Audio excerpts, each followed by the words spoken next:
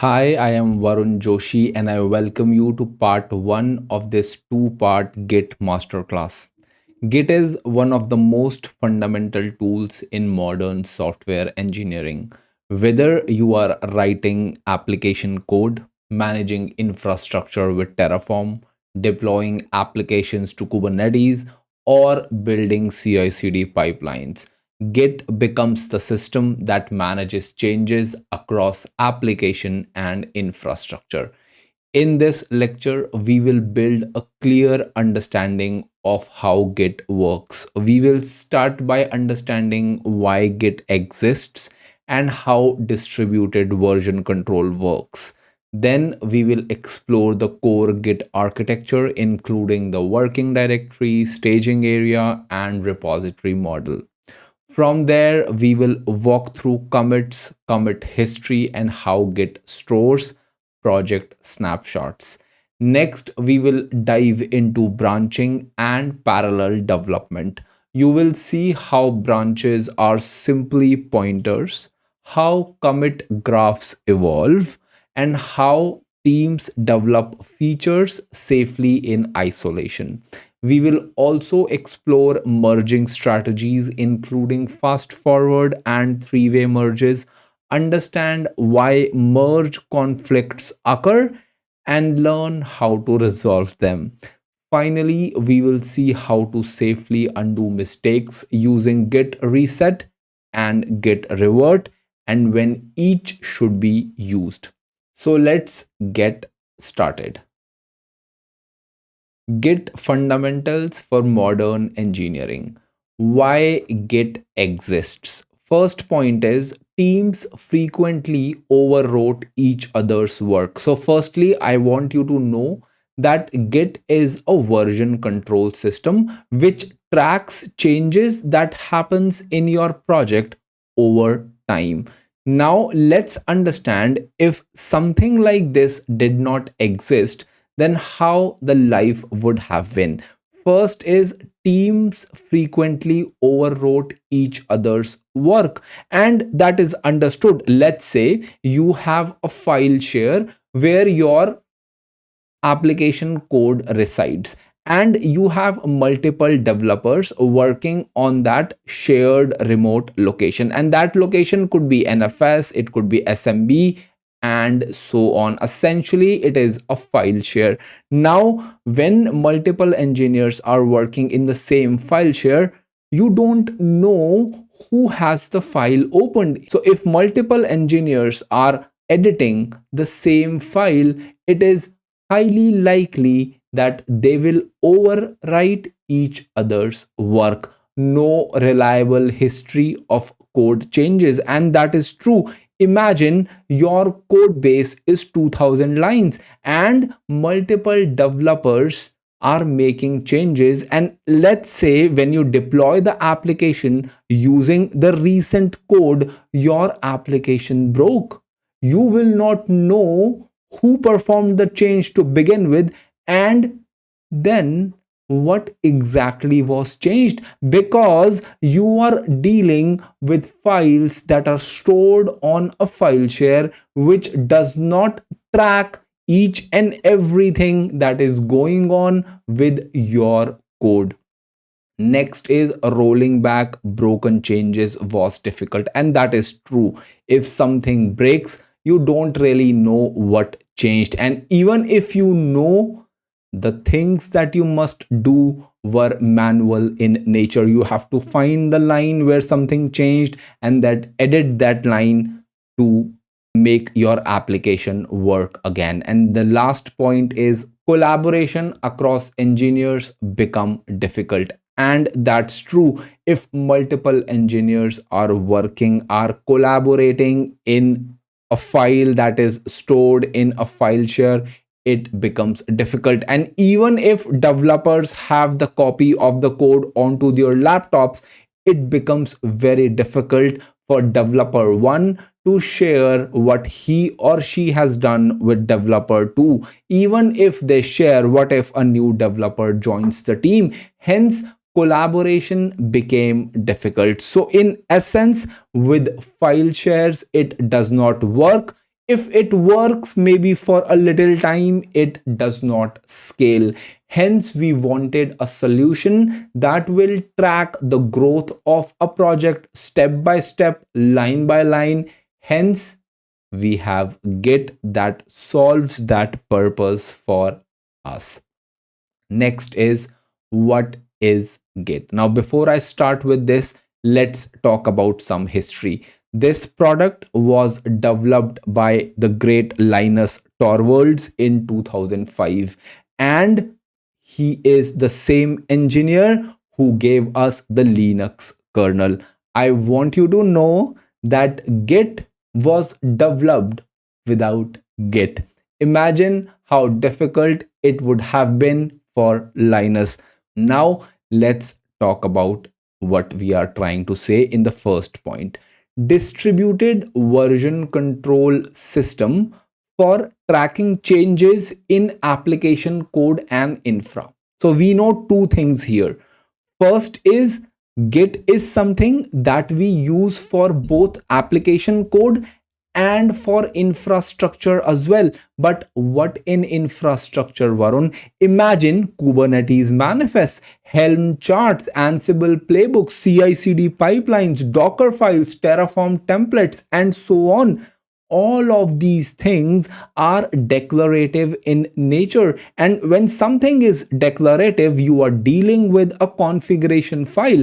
And where do you store that configuration file? How do you check how your configuration files matured over time? And that is where Git comes into picture. So it is not just limited to application code. You also use Git to version control your infrastructure related component. So first is this what we learn. Second point is, we are calling this a distributed version control system. I will come to the term distributed in a little while, but for now I want to talk about what is a version control system. Now, if you are working with an application, your application will mature over time based on the feedback that you receive from your end user, based on the analysis that you do within the team, or also based on the observability metrics that you receive for the application. Based on that, your application will grow, and you must track versions of your application. For example, today my application looks like this. Tomorrow I might introduce a new feature. 10 days later I might introduce a new feature. 2 days later I might fix a bug. All of these are versions of your application, and which is why we are saying Git is a distributed version control system, because it is managing different versions for your application or for your infrastructure. Because remember, Git is not just used for application code but also for the infrastructure and platform. We will see what the term distributed means shortly. Next is, every developer has full repository history locally.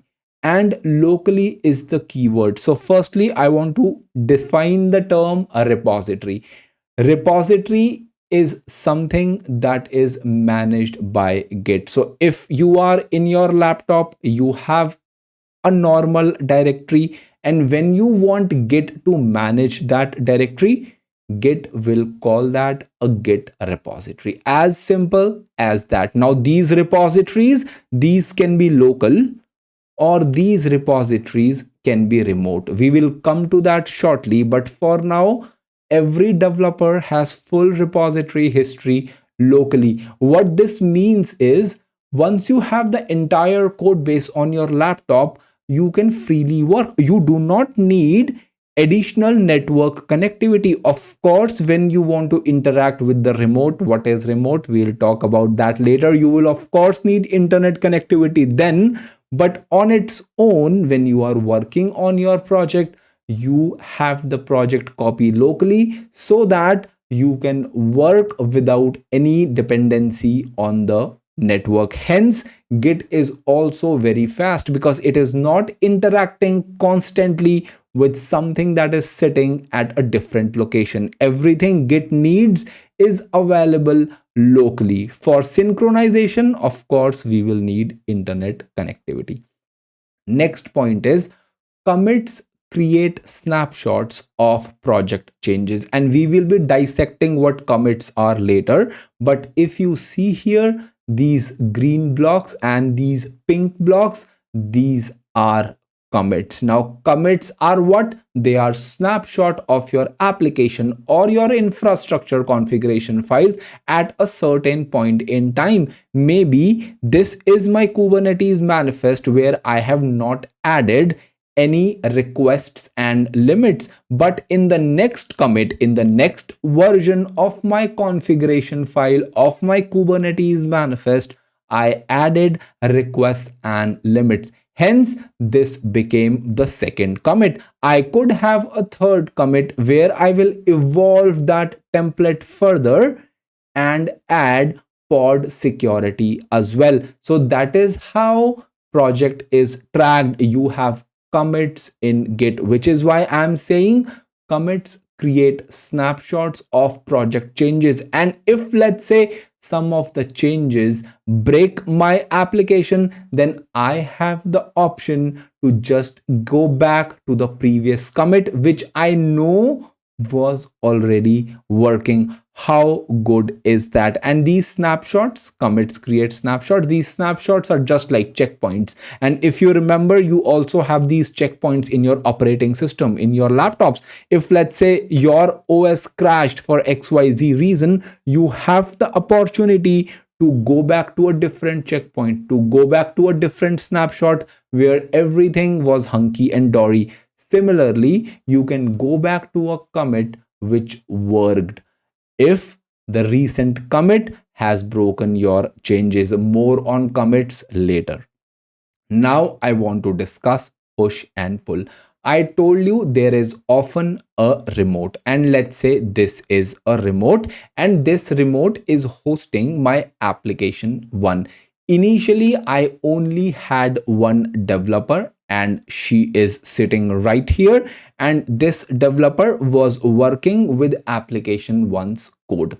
Now, initially, the developer started working on the code on her laptop, and that is okay because I told you that Git is a software that you install locally, right? So she is working locally on her laptop, but now developer 2 joins.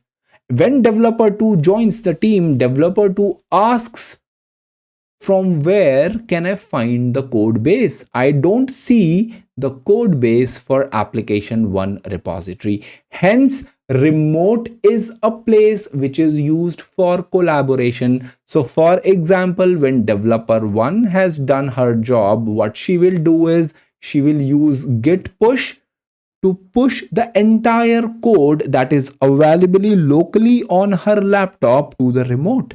And if developer 2 wants to work on that code, what would developer do? Developer 2 will clone that repository, will pull that repository onto his laptop, so that now the code base is available on his laptop as well. And when developer 2 does certain changes onto the code, how will developer 1 access that?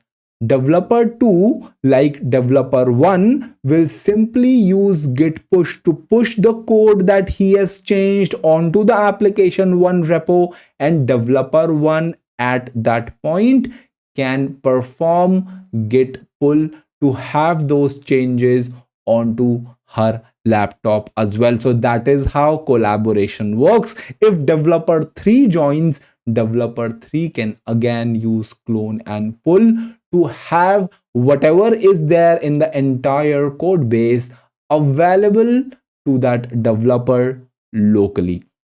So push is local to remote, and pull is remote to local. And push and pull are used to synchronize repositories. Again, like I said, remote is essential when you are talking about collaboration, because if the remote does not exist, then again, how will developer 1 share the code base with developer 2? Now, before I move to the next point, I want to take you here and talk about what are various options that you have when we are dealing with remote. So if you want to use any cloud platforms, then you have GitHub, you have GitLab, you have Bitbucket. You can use all of these tools to host your Git repositories. And again, what is a Git repository? A Git repository is simply something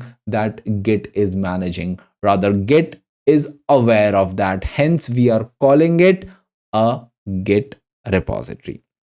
Now, if you are on a cloud provider, there are different options at your disposal. For example, if you are on Azure, you have Azure repos that can be used to host your Git repositories. In AWS, you have AWS code commit. By the way, AWS code commit was deprecated, but it has now resurrected and available to use. Then there are self-hosted options. If you do not want to go with these providers, then you can always have your own remote server somewhere. You can use Git, Gerrit, GitLab CE for the same. Remote repositories enable collaboration, and we learned about that. Pull requests, CI/CD triggers, centralized backup, and access control.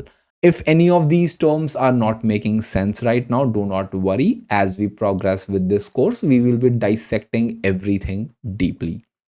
Now, let me come back and tell you why we used the term distributed. Now, distributed is not used because code is always available in the remote. And I want you to clearly know at this point itself, if you are testing something onto your own laptop, then and that testing is limited to yourself, then you may not have remote at all. Remote is essentially a place where you can have, let's say, backup of your code, and for collaboration, CI/CD pipelines and all of these things will use remote. But if you are an individual who is testing your application on local host, then you may not even have remote at all. You will be doing all that testing in your laptop itself. So why we are calling Git distributed? Because like I told you, all the developers that are working on your application with application 1 repository will have the entire code base locally onto their laptops or onto their thin clients. Hence, it is distributed. You have developer 1 who has the entire code copy, developer 2 and any more developers that are there, and remote also has that copy. Hence, we are saying Git is a distributed version control system. It is not centralized, it is distributed because the entire code base is available at multiple places. The next point is branches enable isolated parallel development. Now we'll be dissecting this in greater detail as we move on with this course. But for now, I want you to understand then if your master branch that you see here, this is a branch, this is another branch. If your master branch has the code that is always releasable at all times, because that is your stable line of development, then you will not be making changes directly onto the master. You will be creating new branches to fix your bugs, to test new features, to have hot fixes, and so on. Branches enable isolation. Remember what was the challenge when you were using a file share? When you edit something, you were editing the main file, and here it does not work like that. If you want to add a new feature or let's say fix a bug, then you would create a separate branch. You will work on that branch, and once everything is working on that branch, then you will merge that branch to your stable line of development. What merges we'll be seeing later in this course, but for now I want you to understand branches enable isolated parallel development. Here you only see one branch. You could create any number of branches that you want. Next is Git versus GitHub. I see a lot of confusion what is Git, what is GitHub? We have already dissected this. Git is something that you install locally. GitHub is something that is hosting your remote repository. So GitHub is required when we talk about collaboration. Git is a software that you install locally. I hope this makes sense. Now, the last thing that I want to discuss is Git in modern DevOps. Git stores application and infrastructure definitions. We have studied that. All your Kubernetes manifest, Terraform templates, Ansible playbooks, Helm charts, and so on can all be version controlled, and Git plays a major role there. The last point is GitOps uses Git as desired system state. Now, if you are familiar with tools like Argo CD or Flux CD, you would know they heavily rely on Git, because Git is the one that has the desired state. Desired state is something that you want your actual infrastructure or application to look like. So Git is the one that plays a pivotal role when you are dealing with GitOps. For example, when you are deploying resources onto your cluster using Argo CD or Flux CD. In case you do not understand this point, it is okay. Your Git journey that we are going to do here is not dependent on this point, but I wanted you to know that Git has a pivotal role when it comes to GitOps. Now, the summary. So what we know, any changes that are happening, Git solves it. And how it solves it? By creating different commits. History. You have the track record of the entire project because you have different commits. So if you want to check the history, you can check that. You will know how your application or how your code or how your infrastructure configuration files evolved over time. Isolation is provided by branches. Collaboration is provided by remote. So I hope you now have a good basic understanding of what Git is and how it is different from remote providers such as GitHub, GitLab, Azure Repos, AWS Code Commit, and so on.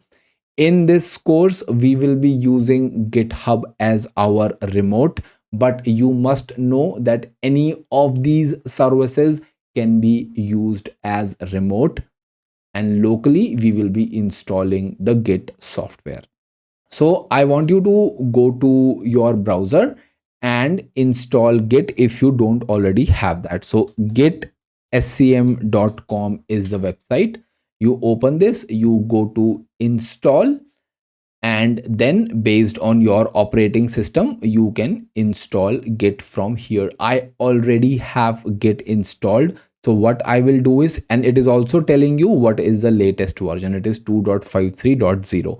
so if I go to my terminal here and I run git hyphen hyphen version, then you see I already have the latest version installed, and I would also encourage you to install this version. Now, first thing that I will do is I will run mkdir, and then I will create a directory called project files. Okay, I'll make this, and then what I will do is I will cd into project files. I will run ls. I see this is empty. Now what I want to run here is I want to run git status. Understand that your laptop, your thin client will have multiple directories, and when you install Git, is Git tracking or managing all of your directories in your laptop, in your thin client? No, right? You must explicitly tell Git that this is the directory that you must be managing. So we have not told Git yet that you have to manage this repository. Hence, when I run git status, this gave me an error. So this is telling me two things. This is not a Git repository. And what do we understand by a Git repository? We understand that Git repository is a directory that is managed by Git. But right now, this directory where we are in project files is not a Git repository. And it is also mentioning something called .git. Now, what is .git?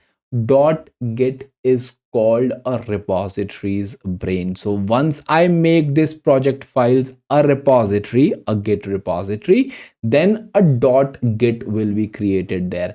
And .git acts as the brain of your repository. And as we progress, we will know more about these things.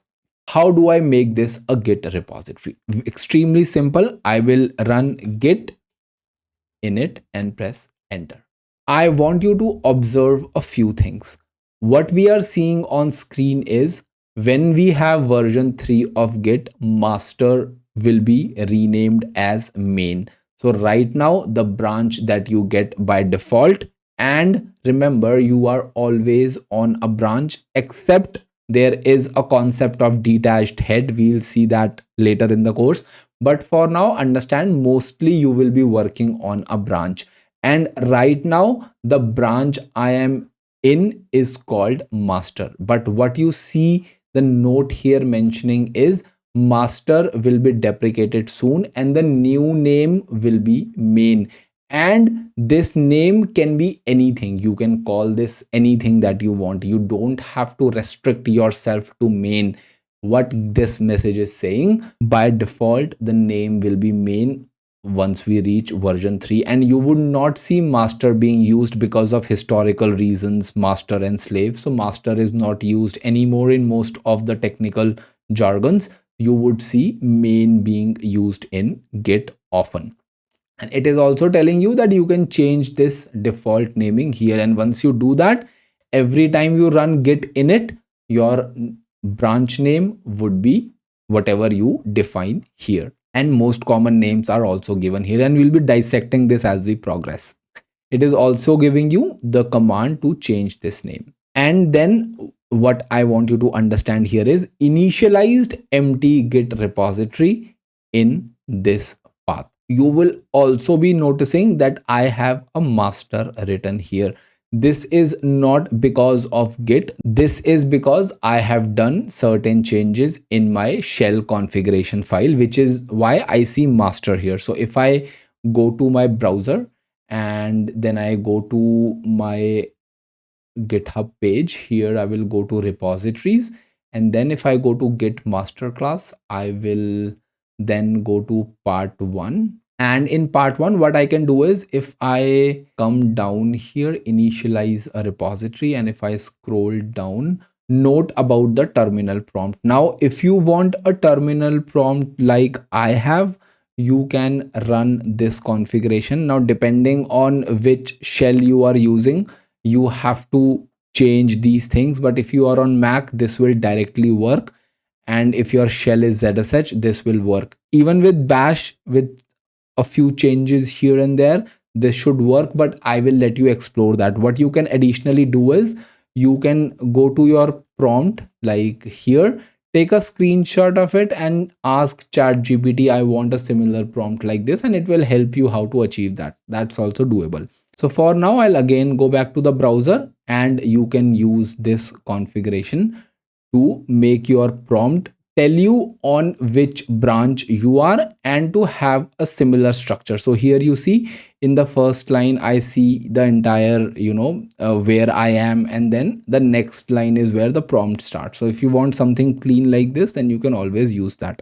Now let's understand the core constructs of Git. So what we have understood thus far is, to make something a Git repository, you run git init. Now git init is short for initialization, so it will initialize your normal directory as a Git repository. As simple as that. Now let's go here, and I also want to show you one more thing. If I run ls-l, I don't see anything, but if I add a here, this will show me the hidden files or directories as well, and I see dot git here. Why do I see dot git? I told you, as soon as you initialize, dot git gets created, and dot git is the brain of your repository. So if I delete this, all your history is gone. So this is a critical directory for git. And if I run tree.git, then you would see all of these directories and files exist inside .git directory. Now I don't want to explain these things right now because you do not understand most of these terms. As we progress with this course, we will understand the architecture of .git itself. But for now, let's understand the architecture of Git. So I'll clear my screen here. I'll go back to my diagrams. I will scroll down, and this is the Git architecture for you. If I talk about Git architecture, there are three main components or three main core constructs: working directory, staging area, and a local repository. But I have also shown a remote here because in modern development, you always have a remote. If I talk about working directory, staging area, and local repository, all of these are in your laptop itself. You don't have to go anywhere for that. And within this larger bifurcation, you have staging area and local repository, which are managed by .git. So whatever is happening in these areas, .git is aware of that. Now let's see, what do we mean by working directory. Working directory is the place where you create and modify your files. So whatever files we create right now, whatever directories we create right now, they get created in the working directory. And understand, we have already run git init. Git init, what did git init do? Let's say if you had a normal directory here, okay, it changed that normal directory into something that is managed by Git, initializes Git repository and creates .git. And we have seen this. So we have the working directory where you have files you create and modify. And then once you are done here, you move those files or directories onto the staging area. And how do you move those files or directories into the staging area? You use git add to do that. So what is git add doing for you? It is staging changes for you. So what is staging area? It exists to give you precision and control over what goes into the next commit. Now, why I am saying precision and control? Let's say you are working in a project and you have 10 files there, okay, and you are working with only 2 files. In that scenario, you would only want to commit those 2 files, and we'll see what commit is. You will only want to commit those 2 files. In that case, what you can do is you can only move those 2 files into the staging area, and then finally you can commit those files onto the local repository using git commit. So essentially, staging area exists to give you precision and control over what goes into the local repository. Now, why I am calling this explicitly is because a lot of folks think, why does staging area exist to begin with? Why can't I move files and directories directly from a working directory to the local repository? The staging area exists to give you control and precision. Now, staging area prepares changes for commit. But what exactly a commit is? Let's see that. What is a commit?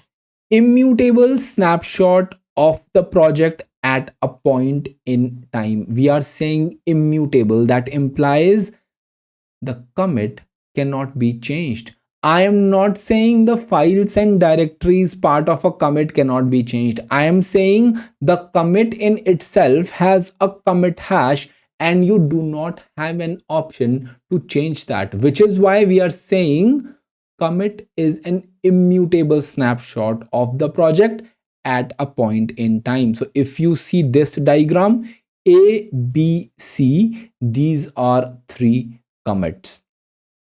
And this had, let's say you had file called app.txt. In that you said my name is Varun Joshi.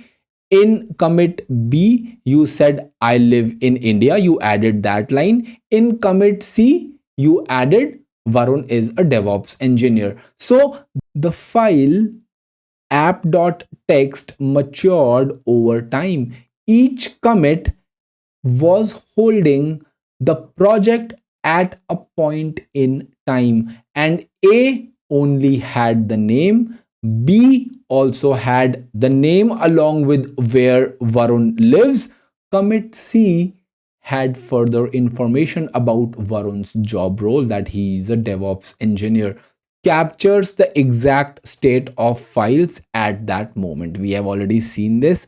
Stores metadata such as author, timestamp, message, parent commit. Now, this is extremely important, folks. Understand, if you had a file share like we discussed in the previous section, you didn't have any way to know who edited the file. When it was edited, there was no message associated. Let's say if someone is editing something, what if you could have a message that I added Varun's job description? That would have been nice, right? But there was no mechanism there that could do that. But in Git you have something called commits, and commits allow you to have author, timestamp, message, parent, commit. So if something has changed, I would exactly know who changed it, when it was changed, and if the author was good enough to write a good commit message, I would also know why that change was made. And we will see this as we progress. Now, commit also stores the parent commit. For C, the parent commit is B because C originated after B. For B, the parent is A. For A, there is no parent, which is why we say A is the initial commit or the first commit. So that's what the last point says. References a parent commit to form the commit history. Now imagine if I want to check the history of this project, I will just type git log. Git log is a command which tells you the commit history. If I run git log, it will tell me exactly what happened in A, what happened in B, what happened in C. So it forms a commit history. I hope what a commit is understood. Now let's go back to this diagram. If you want to commit something that is in staging area to the local repository, then what you do is you write git commit. Now what will git commit do? Create a commit. And what is a commit? It is essentially a snapshot or a checkpoint. And we have seen that. So in the local repository, commits stored in git. So history, if you run git log, you will see the entire history of all the commits. Now Git is aware of the working directory, and .git, like I mentioned before, is aware of anything that is available in the staging area and also keep tracks of what is in the local repository, implying all the commits. So once you have done with this local work, what you can do is you can also push whatever you have done onto a remote. Now remote, like we learned, could be GitHub, GitLab, AWS code commit and so on, but in our tutorial we would be using GitHub as our remote. And then from local you can push to remote using git push, publish commits to remote. And if there is a new engineer who wants to work, he or she can just run git clone, git pull to have the working code onto their local repository. Now I want to move on to the logical flow. So first we had a normal directory. We used git init to make it a working directory, which is git managed. Then we used git add to add whatever we have done to the staging area. And whatever we have done, like I told you, you can be selective. If you have multiple files, you can only choose the ones that you move to the staging area, so that only those files are then committed to the local repository. So git add to move to the staging area, and then you use git commit to move the things that are in the staging area to the local repository. And finally, you use git push to push your code changes or your infrastructure configuration files or whatever is there in your local repository to the remote repository. And if some of the things are not making sense, do not worry, we will move to the demo and all of these things will connect. Now that we have this understanding, let's go to the terminal. So I will come here and then let's run git status. Git status says on branch master. Like I told you, you are mostly on a branch, but there is an exception that is called detached head. In that scenario, you are not on a branch, and we'll see that later in the course. This says that there are no commits yet, nothing to commit, and it is saying you can do all of these things. You can, and it says nothing to commit. So let's do one thing. I will run touch file1.txt, and now I will run git status. And this tells me untracked files file1. It is saying untracked. Remember what I told you. Whatever you are doing right now, files you are creating, they are all in the working directory. Git will start tracking those files once you move those to the staging area, because .git has visibility on the staging area and the local repository. So if I want git to manage file1.txt, then I will have to use git add to move this file to the staging area so that git can track it, because right now it is untracked. Now let's use git add to add this file to the staging area. Now I can run git add dot will move everything that is there in the current directory in the git repository to the staging area. But if you have file2.txt, file3.txt, and you only want to move file1.txt to the staging area, then you will have to explicitly call that name. So let's say git add file1.txt and press enter. Now if I run git status, I see that changes to be committed. So I told you once the file is in staging area, then you can run git commit to move that file to the local repository. So for now, our file is in the staging area. Now I understand that we are humans and we may make mistakes. If you want to bring that file back to the working directory from staging area, that is, if you want to unstage that file, then you can always use this command, and this prompt tells you what the command is: git rm -- cached, and then I can write file1.txt. And once I press enter, and if I now run git status, you see we are again at the same place, untracked files. So let's do one thing. I will run git add file1.txt, and if I now run git status, then what do I see? This file is in staging area now.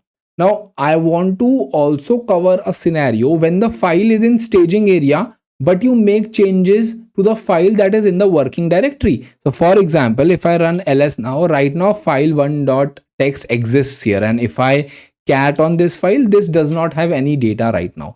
So let's do one thing. Let's add echo. Let's write here God is great, and then I'll have close my double quotes, and then I will direct this to file1.txt. I'll press enter.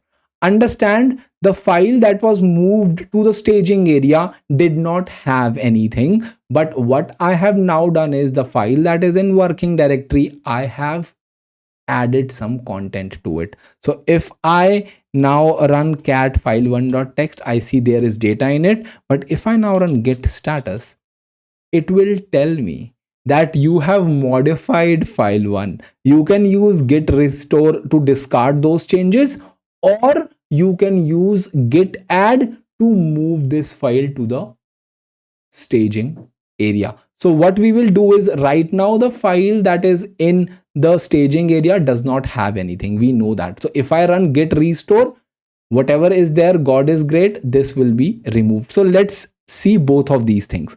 So I will first run git restore and the file name is file1.txt. I'll press enter. Now if I cat file1.txt now, you don't see anything because I restored that. Now let's modify this again.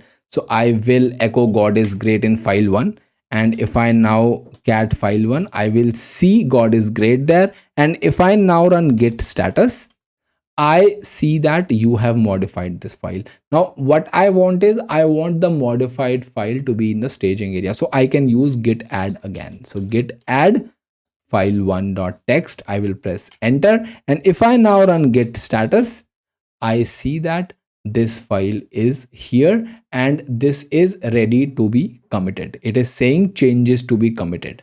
And if I cat on file1, I will see God is great written in there. So I hope git restore, git rm, these things are clear. Even the terminal will tell you these commands and how to use them. Now what I want to do is, I want to commit this file.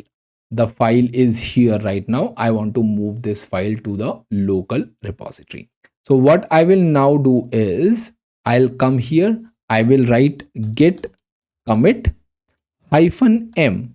-m is used to give a message to a commit. Now, like I told you, if you have been following along this channel, you know that we are very explicit about nomenclature and descriptions. So whatever naming that you give, whatever messages that you give, whatever description that you give should be useful for you when you look at the project 2-3 months down the line, and also useful for your fellow collaborators, because you don't want anyone to look at your work and feel lost. So here we have to give a commit message, and always have good commit messages. So for now, I will just write initial commit, and then I will write add file1.txt. I will add file1 here, and then I will close this and I'll press enter. Now read carefully what you are seeing. Your name and email address were configured automatically. And what did it configure automatically? You see, committer is Varun Joshi. That's fine. But committer's email address is this, but this is not my email address. And maybe I have named my laptop Pink Floyd or Led Zeppelin, then the committer would be Pink Floyd or Led Zeppelin, and I really do not want that. What I want is, the committer name should be my name, which is correct here, and the email address should be my email address, so that if anyone looks at the project history, they know that Varun Joshi is the one who performed the commit. Varun Joshi was the author, and then this is Varun Joshi's email address, and this is telling you how to do that. So let's configure our correct username and email address so that we do not have to look back. It tells you as well how to do it. So here I will copy this, I will paste it here, and my name is Varun Joshi. This was already correct, but let's do it anyway.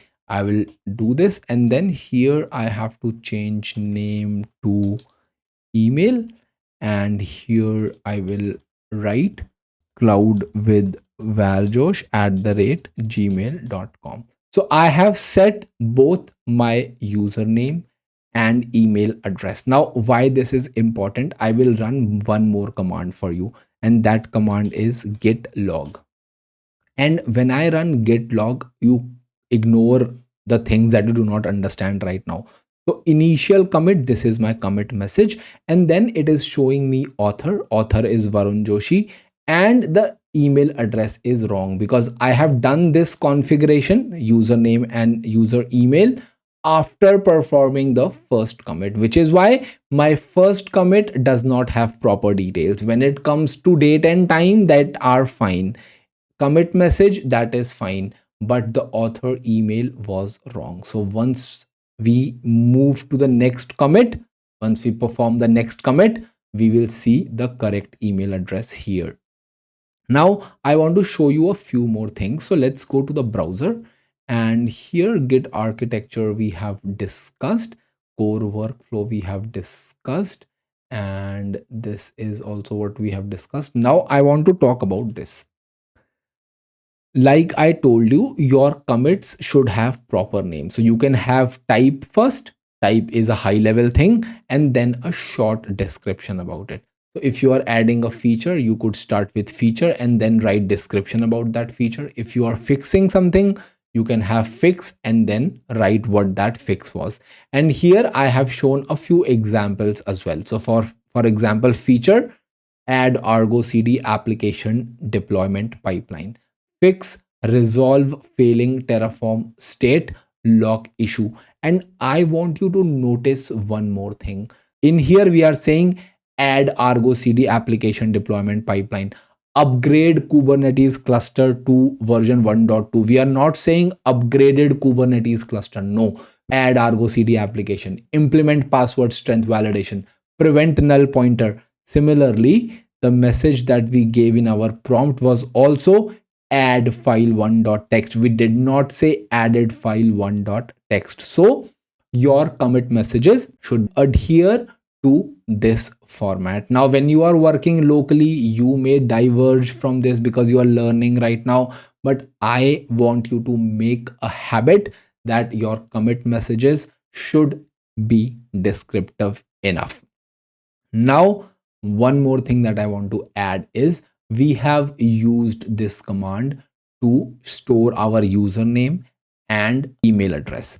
I want you to know that we have used the flag -- global, which is most common because it applies to the current operating system user across all repositories. Now, whatever repositories, Git repositories I create in future, whenever I run git init, automatically it will take my name and email address from what I have configured here, and that is what you want. So most of the times, rather 99.99% of the times, you would be using the global flag to configure your username and email, but there are other options as well. So if you are dealing with a repository where you want a different email address, or let's say a different username, then you can in that repository explicitly set that using -- local. And when we talk about precedence, -- local has a higher precedence than global. Then you have -- system applies machine wide for all users. So that is why you see the changes for these, the global, they are stored in your home directory because they are applicable for your user. But if I talk about -- system, when you use this file, the changes are stored in a file that is stored in etc. So this is system wide in nature. Now, there are other options like worktree file. I personally have not used them ever, but I am mentioning this for completeness. Then configuration precedence, you can also see, like I told you, local is preferred first because this is specific to a single Git repository. That is what you see here, applies only to the current repository. Now it is saying when you use this flag, you can see the configuration here. So I can copy this and then I can go to my terminal and then I can cat on this one. Oh, it did not copy. Hold on. So let me just quickly write that. .git config was the file name. Yeah. So if you see, when I did that, these two lines were added. Now I could have modified this file manually, but why do it when you already have a command to do that? So let me now clear my screen and then let's create another file. Touch file2.txt, simple. Then I will use git add file2.txt. I will press enter and then I will write git commit -m. I'm walking you to the entire flow. So first we create a file, then we move that file to the staging area, and finally we commit that file. And the commit message, like I told you, should be descriptive. So here I will write addition because I'm adding a new file, and then I will write here add file2.txt, and I will close the double quotes. I'll press enter. I want you to know very clearly that you do not see any message about email address now, because we have configured both username and email. So if I now run git log, you see the second commit that was done was performed by Varun Joshi, and his email address is cloudwithvarjosh@gmail.com. I hope this makes sense. Now, another thing I want you to know, that not at all times you would want to see the date, the author. You may not want to see these things at all times. So what I can also do is git log hyphen one line. And when I do that, I see only 2 lines. So 1 line per commit, and which is very good when you are working with a big long commit history. So here you see this is the initial commit, and I also want you to know, here you see the full commit hash. Here also you see the full commit hash, but here you see a shortened commit hash. So these are the first 7 letters of your commit hash. Now I will again clear my screen. I will create one more file. That's file3.txt. I will run git add file3.txt. That's fine. And now what I want to do is I want to use git commit, but I will not add a message now. I will not use -m, but we know that commit messages are must. So I will run just git commit and I'll press enter. You see what happened? It opened a file for me. Whatever you see with hashes are comments, and it is essentially asking me to give a commit message here. So if you are not using -m, which pretty much always you would use, but in case you do not use, you would see an editor open, and then you can add your commit message here. So for example, here I will add addition, and then I will write add file3.txt, and then I will save this, hit escape shift ZZ to save this. And if I now run git log hyphen 1 line, what I would see is you have a third commit now. What is this? We'll see later. Addition add file3.txt. Now let's talk about something called git ignore. What does .git ignore do for you? So let's go to our browser, and here I want to go to ignoring files with .git ignore. Now I want you to clearly know that your git repository can hold multiple files, because you have your code here, you might be testing, you might be building your code locally. In that scenario, you will have multiple log files, multiple orphaned files as well, multiple system level files, and sensitive information too. For example, API tokens, private keys, environment configuration files, API keys, secret keys, and so on. You may not want to commit those things. Of course, sensitive files you do not want to ever commit onto version control. Mark my words, even if your repository is private. What does this line mean? Private repository, we'll learn later, but for now, understand you must never commit your credentials, your API keys, your tokens onto version control. Never push them.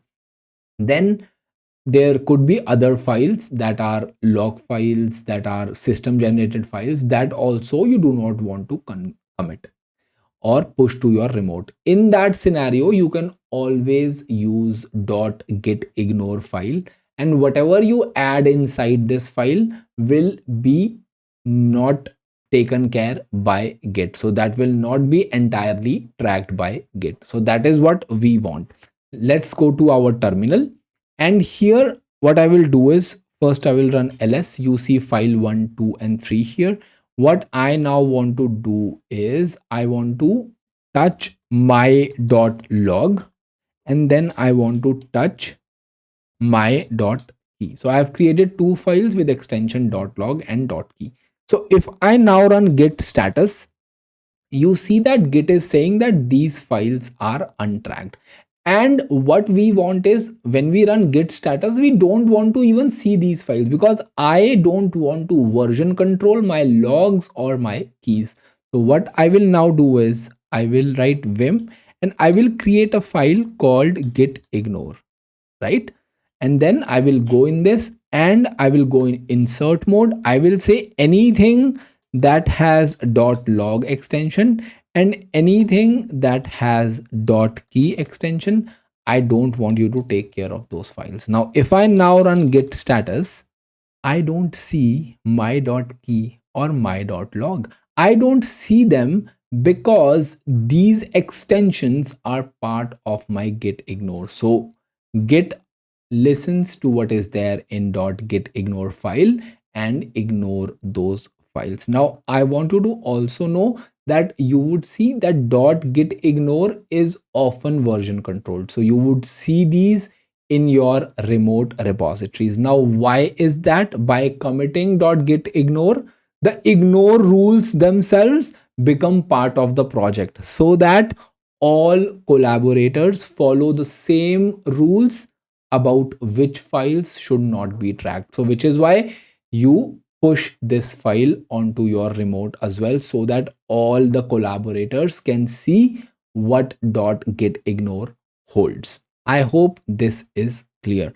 Now, before we move on from this section, I want to talk about two more things. How do you create .gitignore? So firstly, there is a repository. So if I open this repository, you will see that they have .gitignore file for most of the programming languages. So you can always use that. So if I talk about Android, they will have a .gitignore file, and this will have most of the things that you want to exclude for Android. And similarly for other languages. So if I search for Python, then they will have a .gitignore file for Python as well. Of course, you will have to name it .gitignore, get rid of this Python, and you see whatever files are highly likely to be ignored, they have mentioned these here. But I also want you to know that once you are using the files that are already available, do cross check that they are not ignoring something that your project wants to version control, because these things at times can be subjective. So I want you to be careful of that. One is this: you can refer this repository, and this repository has a collection of gitignore files. And then there is also git ignore generators.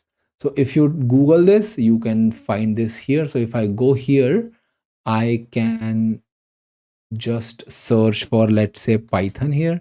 Yeah, Python is here. Create. So it will give you a .gitignore file. So you can also use this to generate .gitignore files. Again, as the last point says, always review generated files carefully, as they may ignore files that you actually want to track. Okay, now let's go to the diagrams and see what we want to discuss next. Git branches. Now Git branches are extremely easy concepts.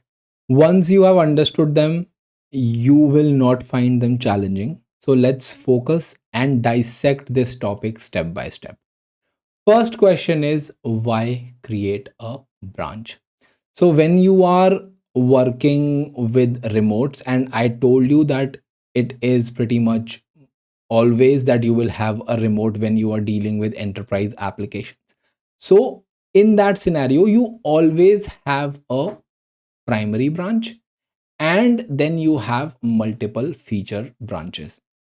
Primary branch could be named main, trunk, primary, release, but you won't see master. Master is getting, deprecated, and it is not suggested you use this name. However, in this course, at till a certain point, we will be using master only, because that is what is the default when I talk about Git. There is a primary branch, like I said, and whenever you want to release a new feature, you create a new branch. Whenever you want to fix something, you create a new branch. Whenever you want to change something, you create a new branch. And why is that? So why create a new branch? The point is, the primary branch must always be releasable, because that contains the stable code, production ready code. So at some point, commit A had the code that was releasable. At certain time, commit B had the code that was releasable. So when commit B was the latest, then commit A became n-1 version. If commit C is the latest, then commit B became n-1, commit A became n-2, and C became n, that is the latest stable version. So what we understand here is, when I talk about the primary branch, that is the stable line of development that will always have the production ready code. Now, if something is holding production ready code, then would you want to edit that if you want to make any changes? No, right? You will not want to disturb anything that has the stable production ready code. So what you do instead is you create a new branch. So that is what a new branch will do for you. And this is the reason why new branches are created, because the primary branch holds your production ready code. Next is risk isolation. And that's true. Avoid breaking stable code with in progress changes. Protected workflows. No direct commits, changes via PR, MR. And we will be dissecting this point later in this course. But for now, understand that in our workings that we have done thus far, we have been working directly with the master. Okay. And we are directly committing onto the master and working with the master directly. But when we are talking about remote, your primary branch will always be protected. What does protected mean? Protected mean that you directly cannot use git push to push onto the primary branch. That is disallowed in production. So what you do is you first push onto a feature branch, let's say that you see here. So let's say your primary in the remote is called master, and then you have a second branch that is called feature login, and in this branch you are introducing a login feature. I want you to pay attention that there is a specific naming that we have done for this branch. We'll be seeing that later, but I want you to keep that in mind. So what I'm saying, you have a master, that is the primary, then you have a feature login, that is the branch that you created to introduce the login feature. So what your developer would essentially do is, your developer will not be allowed to directly push to the primary branch. So developer will be pushing on to the feature branch, and once the code is in the feature branch, then the code will be tested. How the code will be tested? There will be automation under the hood that will be running CI/CD pipelines that will be building the code, deploying the code onto, let's say, a development environment or onto a pre-stage environment. And then if the code works all right, everything is working as expected, only then a PR is raised. PR is a pull request, or MR is raised. MR is a merge request. They both mean the same thing. It is just one. PR is used by GitHub. GitLab uses MR. Now, what will PR or MR do is, once these are raised, someone senior will approve that, or it will be automatically approved based on what was the result of this code, and then the changes that were performed here will be merged here. We will be seeing this concept later, but I want my students to plant this concept in their head that this is how it works at a very high level. So once this branch has the working code, this is merged here. If, let's say, it fails, let's say if the testing that you were doing fails, then this developer will again work on this and again push to feature login. And once everything is working, only then the merge happens, which is why we are saying protected workflows. No direct commits onto the primary branch, changes via PR and MR. Parallel work, multiple feature and fixes developed independently, which is correct. Right now I just have feature login.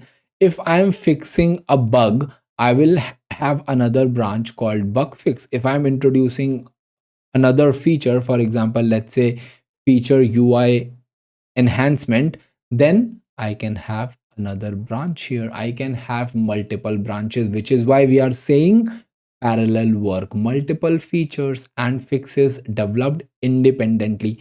Now, what happens is when I am working with this branch is not disturbed. That is why we are saying branch is independent line of development. If something breaks here, our this branch will continue to work fine. If you have 10 more branches here, if this breaks, all of them will continue to work they were before, because branch is independent line of development. Last one is controlled integration. That is what we discussed. Merge only tested and reviewed changes. So if whatever is done here works perfectly, only then merge with the primary branch. I hope why we need branches is clear now. So now let's understand what is a branch. Independent line of development. Internal structure is lightweight pointer to the latest commit. And what is the latest commit? Branch tip. So conceptually, you already know that branch is an independent line of development.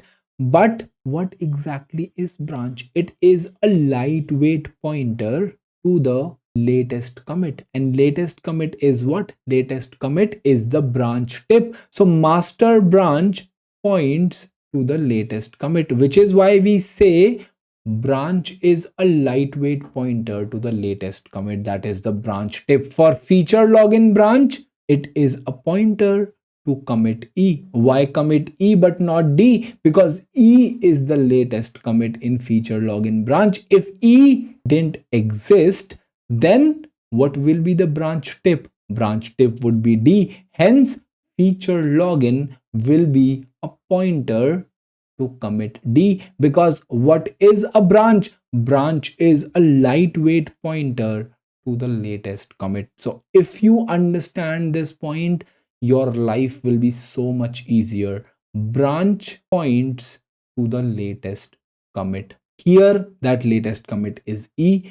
Here that latest commit is C. Branch creation does not duplicate project files. So understand, when I'm creating this feature login branch from commit C, mark my words, I'm saying when I'm creating this branch from commit C, so whenever you create a new branch, that automatically gets created from the latest commit in the branch from where this branch is getting created. So this branch is getting created from master, and the latest commit on master right now was C, which is why this feature login branch was created from commit C. And when it was created from here, this branch, it is not that all the files that existed because of these three commits will be copied here. No, it does not work like that. It does not duplicate files. What happens is branching in Git is lightweight because it operates on pointers and snapshots, not on copying files and directories. So initially the featured login branch will point to the commit from where it was created. So for example, let's say when this feature login branch was recently created, these two commits will not be there, right? So feature login branch will point to the commit from where it was created. So initially feature login branch points to this commit, and then as and when you perform commit E, then feature login will be pointing to the latest commit on that branch. So if E is the latest commit in the feature login branch, and we'll be seeing this as we progress with this lecture. So key benefit of branching: parallel development without breaking stable code, fix bugs independently, experiment safely.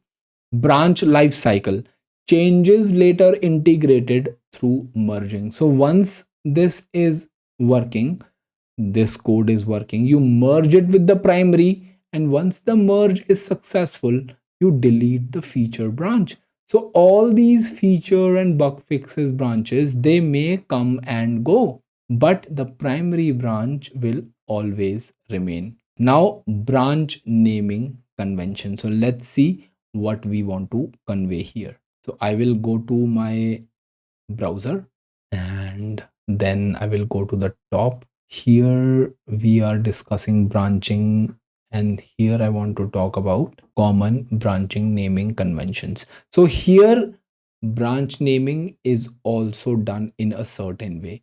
This is what industry recognizes. You may call your branches anything, but it is recommended you follow some structure. So that structure is high level what you are doing. So let's say if you are, releasing a new feature, then you will have feature forward slash description of what you are doing. So for example, if it's a login system, you can write login system.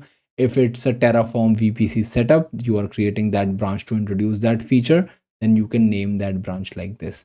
Bug fix, you can call it bug fix payment calculation error, bug fix helm values misconfiguration. And I will let you read these. If you are performing regular maintenance tasks, then you can use chore as well, like chore upgrade Terraform module. Now, another thing I want to discuss here is atomic development. So if I go here and I come here, atomic development in Git. Now we have understanding of both commits and branches. Okay. But in Git, both commits and branches are most effective when they represent small focused unit of work. So what we are saying is, do not combine multiple things together. So if you are performing a commit and in that commit you are doing some UI changes, then do not introduce a new feature with that commit itself. So your things should be focused on small amount of work, because if something breaks because of that commit, you wouldn't know why it broke, because you performed multiple changes in the same commit. And same implies for branches. If you are creating a branch to introduce a new feature, then do not fix a bug in the same feature branch. Do not do that. Do not combine things. For example, you must be doing things in an atomic way. What does atomic way mean? One branch should have one purpose, one commit should have one logical change. For example, for commit, feature add user login API, not feature login plus payment plus UI changes. If you combine changes, things might break. And same applies for branches. So if it is a login system, you just have a branch for login system, not for login and payments and UI. If you are working with Terraform, you create a new feature for Terraform VPC setup, not for full infra setup. So keep these things in mind. These are best practices. Now let's go back to the diagrams and see what I want to discuss next. I want to visualize branches with you, because when you visualize things and then do demo, I feel things click in a better way. So visualizing branches, a branch is just a pointer to the latest commit. We are mentioning this again. So let's walk through how a development flow might look like. So you start with the primary branch, and in our primary branch we have three commits A, B, C. Each commits capture project's state at that moment. So A might have my name is Varun Joshi in the same file. B may have a second line in that file, he lives in India. Commit C might have a third line that says he is a DevOps engineer. Now, I want you to know that commit A could also be introducing 10 files. Commit B could also be introducing 20 more files. Commit C could be deleting 5 files. So understand that these are tracking changes. What those changes are subjective based on what you are working on. For me, the example I gave, we only had one file. The first line had my name. The second line had my country's name. The third line had my profession. So each commit captures project state at that moment. Master branch points to the latest commit, and this is what we see here. The primary branch is pointing to commit C, because commit C is the latest commit, and we know branch is just the pointer to the latest commit, and the latest commit is often called the branch tip as well, like we learned in our previous section. I am sorry if I'm repeating a few things a lot of times, because I want these concepts to find home in your brain so that you do not forget these things, because When you run git log, all of these things, whatever we are doing, will only make sense if you understand these things visually. In the demo and while working with production implementations, all of these things matter, and especially in interviews they would see whether your foundations are good or not. So master branch points to the latest commit here. New commits move the branch pointer forward. So if a commit D comes, master will start pointing to commit D. That is what we imply. New commits move the branch pointer forward. The next is create a feature branch. Now what you would often see in production is, let's say you created a branch here, and you see I have mentioned C in square brackets now, and I have also written feature forward slash login. Understand that when you create a feature login branch, for example, that branch initially will be pointing to the commit from where that branch was created, and feature login branch, let's say, was created from the latest commit, which is commit C. Initially when there is no commit in that branch, it will point to the commit from which this branch was created, which is why feature login points to commit C. In case this feature login branch was created from commit B and you have an option to do that, we'll see that in the demo. In that scenario, feature login branch would have pointed to commit B, but most of the times, rather 99% of the times, you would see that new branches are often created from the latest commit.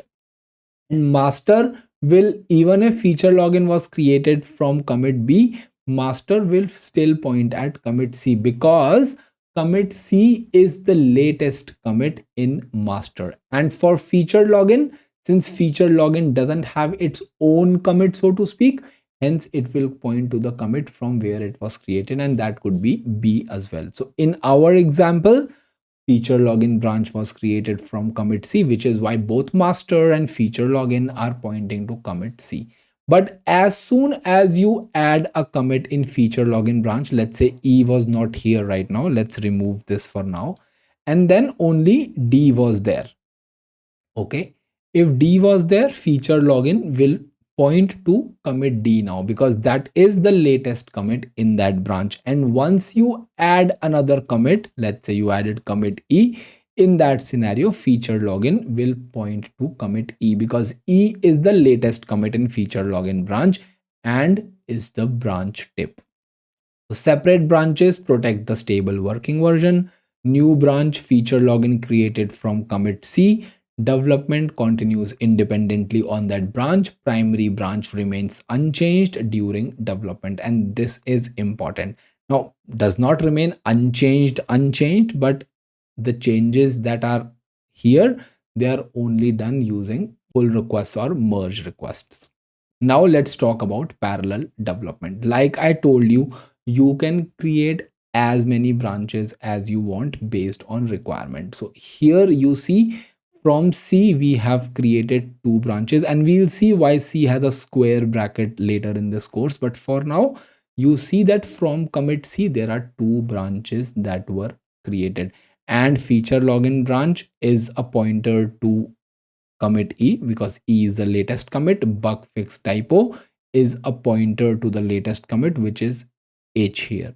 Another thing I want you to know, that there is also a commit F here, but these two branches were created from commit C. Now why does F exist here? Maybe there was a fourth branch in this scenario which got merged into main, and that's the reason F was created. Maybe we are working locally and we directly performed a commit in the master branch, which is why you see F commit here. There could be several reasons for that, but the critical part is whatever was done in commit F, that something will not be visible onto these branches. These branches will only know what was done in commit C, but they will not have any additions, deletions, or modifications that were done in commit F, because these branches are created from commit C. Next is good practice. Keep commits and branches atomic. We just learned about atomic development. atomic changes, simplified debugging, review, and safe rollback. Now that we have a good visual understanding of branches, I now want to move to the demo. So let's go here. I'll go to my terminal. I will clear my screen. Now I want to work in the same directory, but I don't want to have all these files. So what I can do is I can run rm-rf, run this cautiously, folks, and this will ask me that do you want to delete everything in project files. I will say yes, but this will not delete the hidden file. So if I run ls-la, I see .git and .gitignore still exists. So let me first delete rm-rf .gitignore. I'll first delete this, and you see master is still written here. Why is that? Because if I run git status, you know that this is a git managed directory. So what I told you, .git is the brain. So if I delete the brain itself, then this will not be a git repository anymore. So I will run rm-rf, and then I can just write .git, and you can see I deleted these files, but there is a way I can restore them as well. So go through this if you want to, and I will delete this, and you see master is gone because this is no longer a git repository. If I run git status, we see the same error. Now I will run git init here, and we see the same message like we saw before, and it says we are on the master branch. Now what I want to do is I want to perform 3 commits. Now here I will be using copy paste so that we can be a little fast, and still our commit messages are complete. So what we are doing is we are echoing application initialization. We are creating a new file app.txt, and then we are moving that file to the staging area, and then we are finally committing it, and we are writing chore initialize application. This could very well be the initial commit, but we chose this nomenclature here because I want you to know it depends on your project what and how you want to do things. As long as you are following a certain standard at a high level, nitties and gritties are dependent on application to application, project to project. So this is my first commit, and then I will make my second commit, and this is my second commit. Here I am modifying app.txt. I'm adding one more line here, updating application header styling, and my commit message is also there, style improve application header styling. So understand how detailed your commit messages should be. They should be crisp, but they should still convey what you are doing, and hence that's why we say commits should be atomic, so that whatever you want to convey is about a single thing, so that can be crisp and descriptive at same time.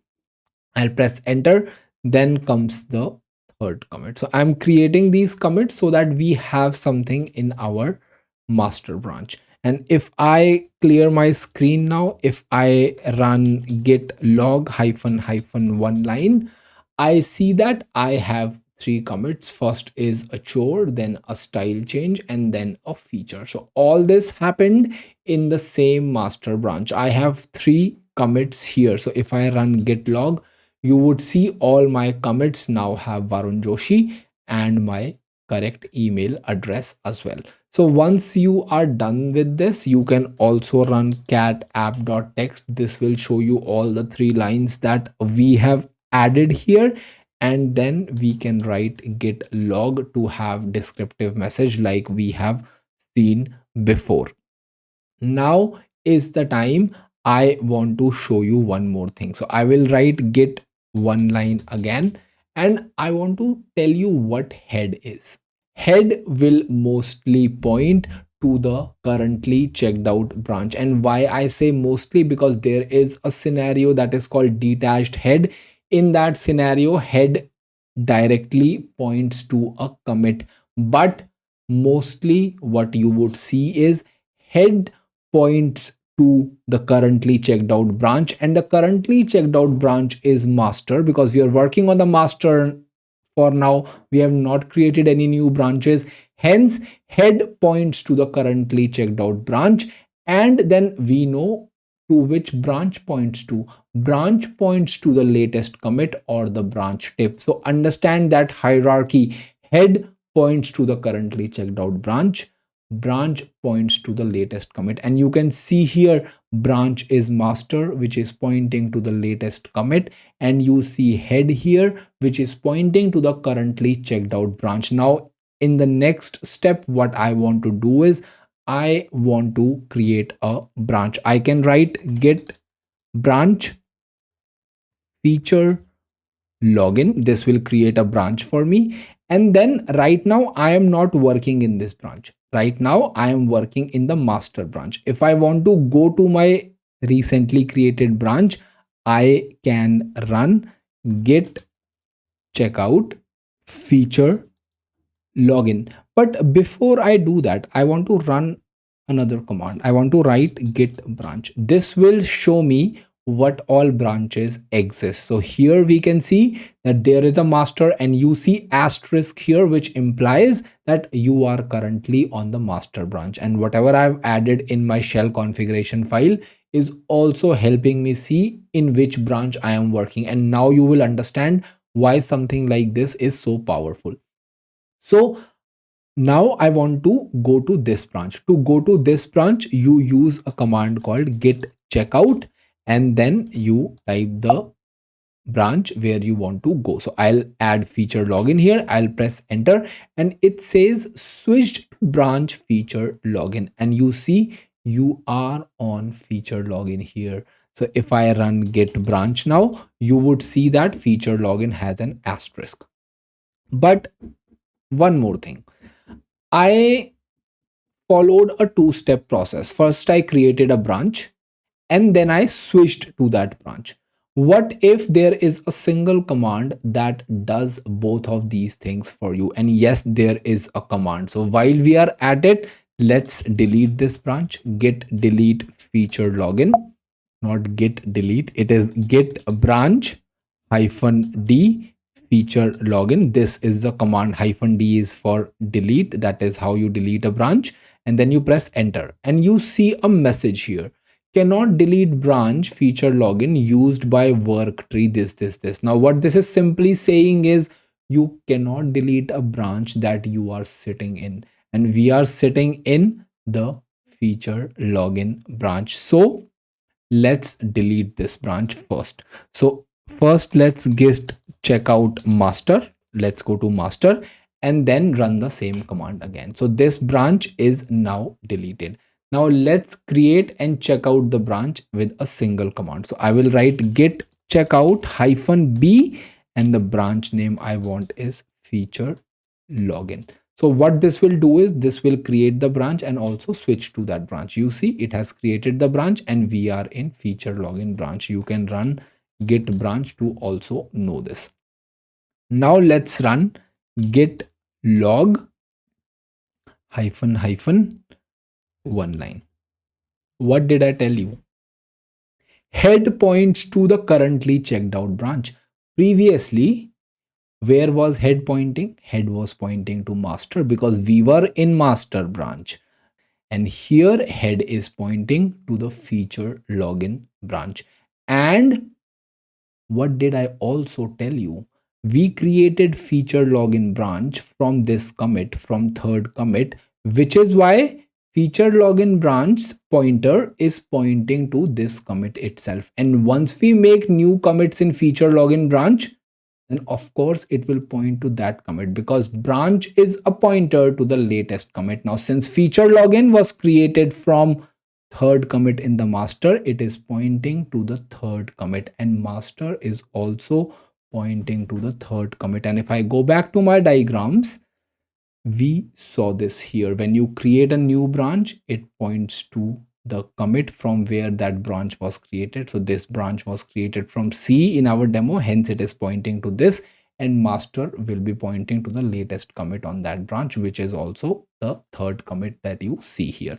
Now let's see what I want to do next. And before I do that, I want to tell you that when I created this feature login branch, it does not copy code or create a commit.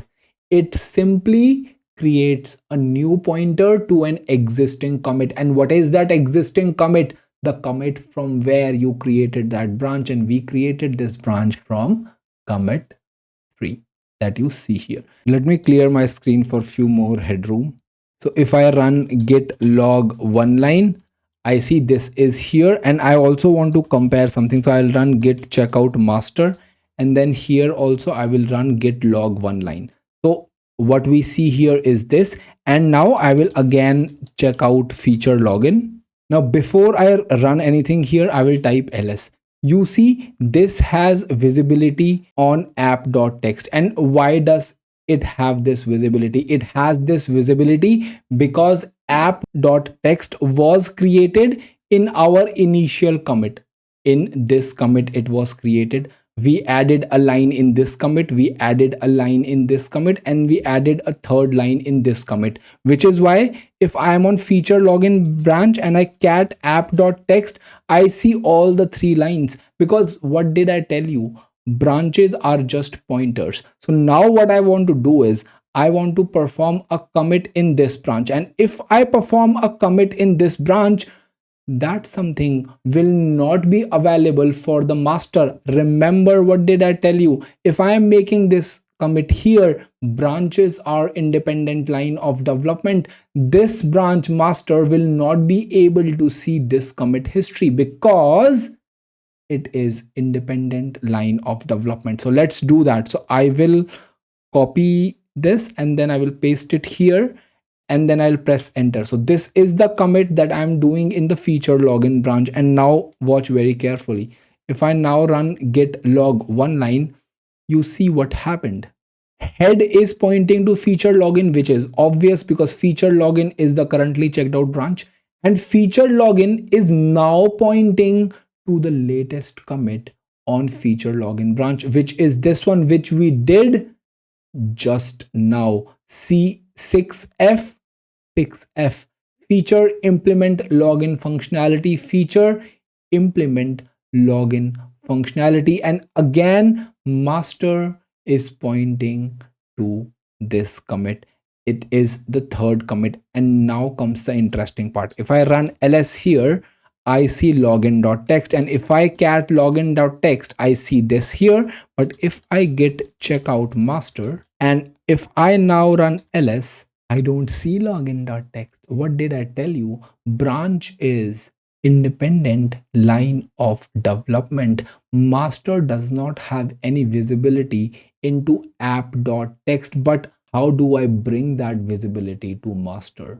Now, if you want to bring the visibility of login.txt or whatever you have done in this feature login branch to master, then you will have to merge this branch with master.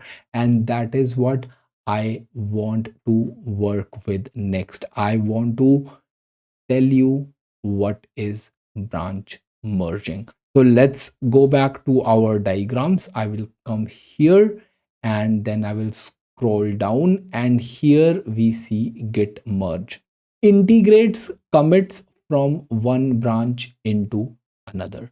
There are two types of merges that are mostly used. First is the fast forward merge, and second is a three-way merge. Now there are other merging strategies that are used. Those strategies are octopus, hours, subtree, and there could be more, but 99.99% of the times you would be using these two strategies, which is why we will only discuss these two strategies.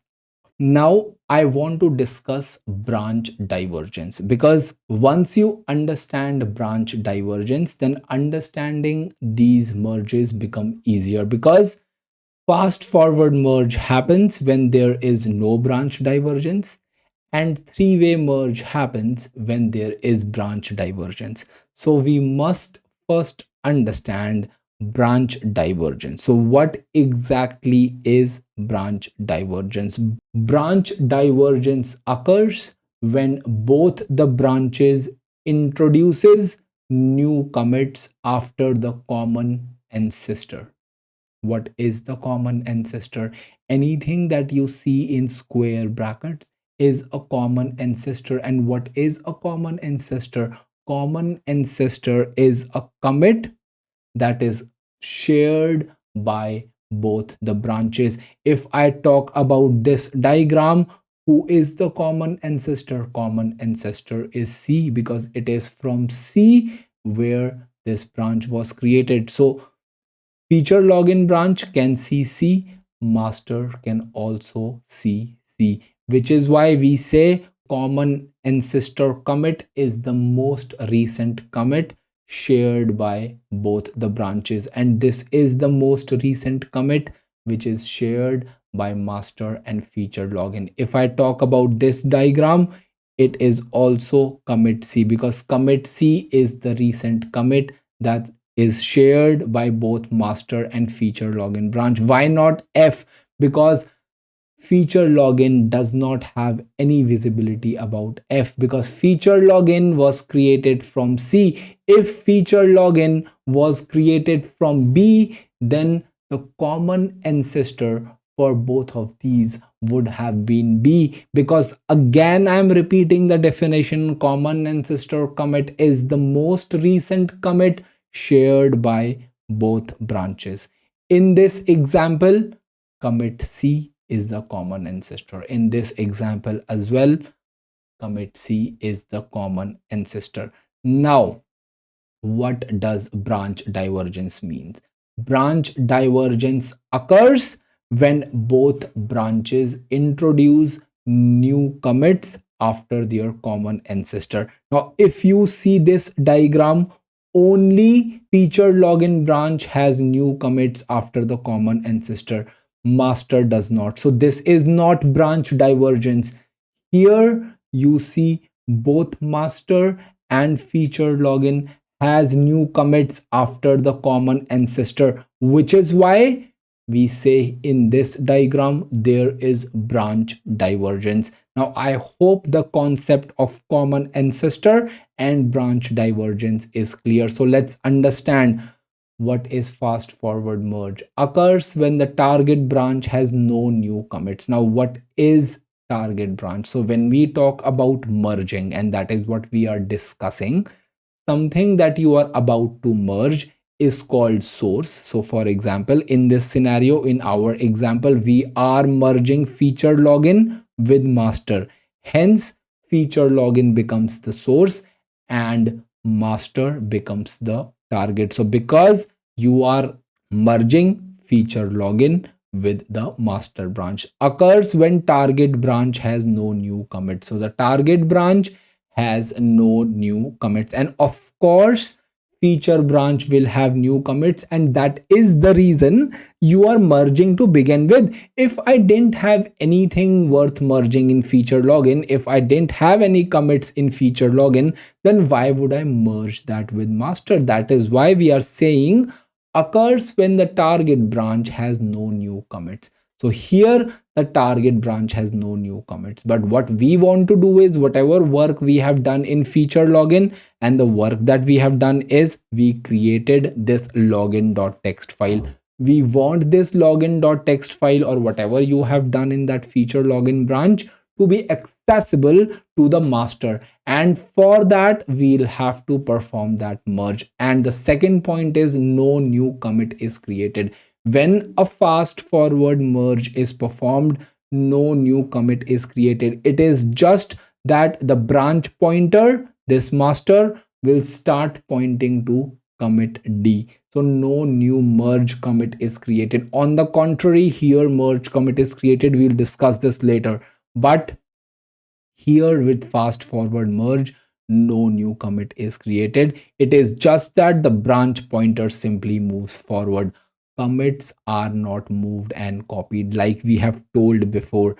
Commits are not copied when you create a new branch or when you are merging. It is just that the branch pointer simply moves forward. So in this example, let's see what we are doing. And this is exactly what we are going to do in our demo as well.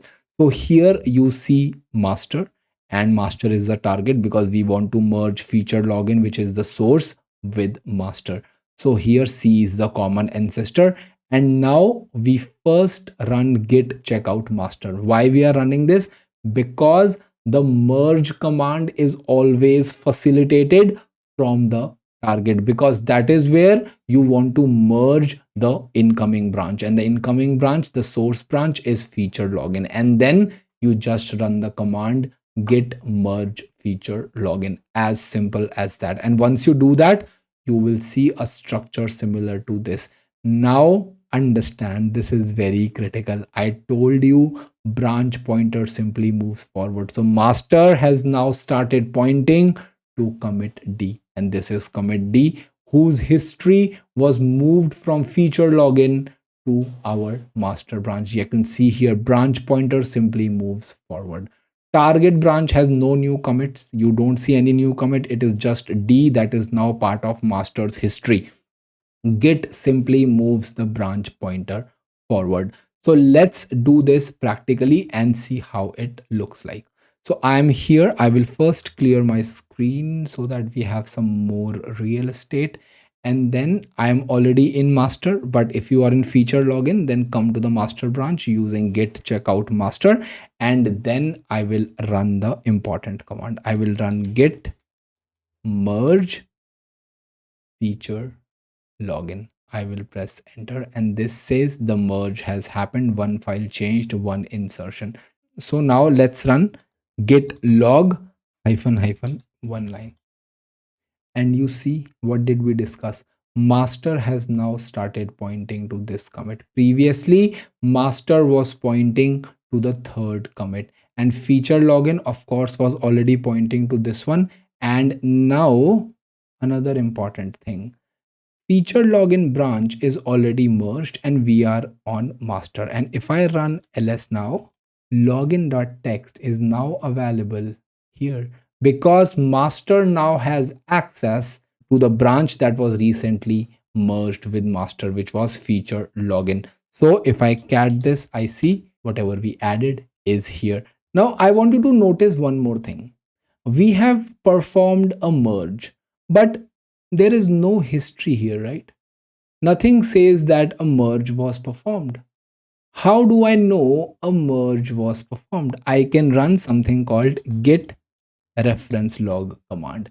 Now, git log only shows you the commits that were performed. And what did we learn? There is no commit created when you perform a fast forward merge, right? What we said is it's just master now gets integrated with the history of feature login branch. So commit D is now available to master. That is what we said. But there is no merge commit. So how do we know a merge was performed?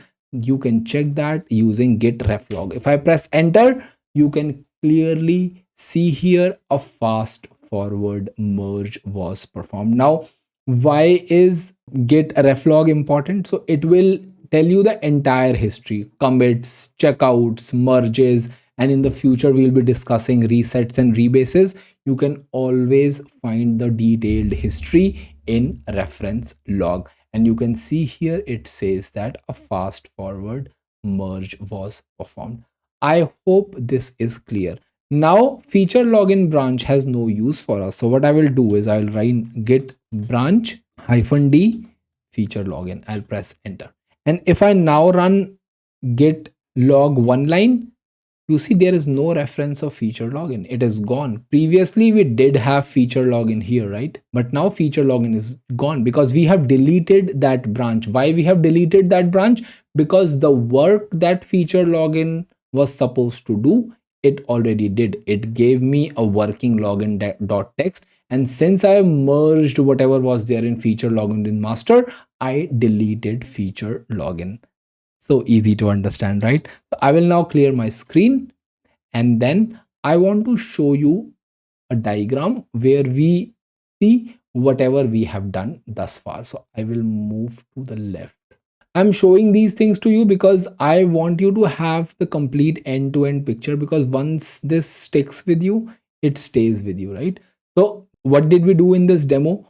We created 3 commits, then we checked out a feature login branch, and once we did that, we saw both master and feature login were pointing to commit C, and then we did a new commit in feature login branch, that was commit D, and then we ran git merge feature login, and this was a fast forward merge. And why it was a fast forward merge? It was a fast forward merge because there was no branch divergence. Branch divergence would have occurred if there were new commits in both the branches from the common ancestor. So C had D, but this master did not have any new commits, which is why there was no branch divergence. Hence, fast forward merge was performed for us, and branch pointer moved forward to D. And finally, in the last step, what we did was we deleted feature login branch, and delete branch pointer commit remains. Commits that were part of feature login branch remain in the history. So this is the state we are in right now. I hope everything is understood. Now let's discuss three-way merge. Firstly, why is it called a three-way merge? It is called a three-way merge because while merging, Git accounts for three things. First is the base, which is the common ancestor, and then it also takes into account the latest commits in feature login and in master, because these are the branches in question, which is why we are talking about these. If these branches had different names, we would be calling them with that names. Now I want you to know from this point itself that you can also create a new branch from feature login, and then you could be merging whatever branch you created back to feature login. So do not limit yourself to thinking that whatever merges are performed, everything is performed in the master branch or the primary branch. It does not work like that.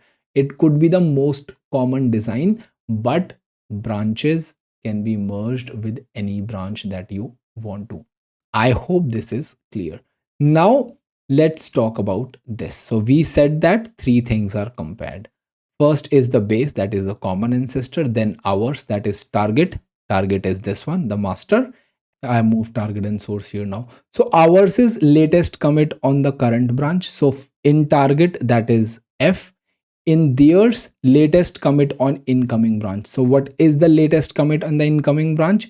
It is E. So while performing a three-way merge, common ancestor F and E will be considered. Occurs when both branches progressed independently, and this happens when there is branch divergence. From common ancestor, you see both the branches have new commits.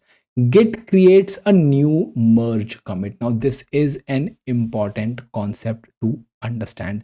With three-way merge, a new commit is created for you. Now let's see what does that mean. Here you see you had D, you had E.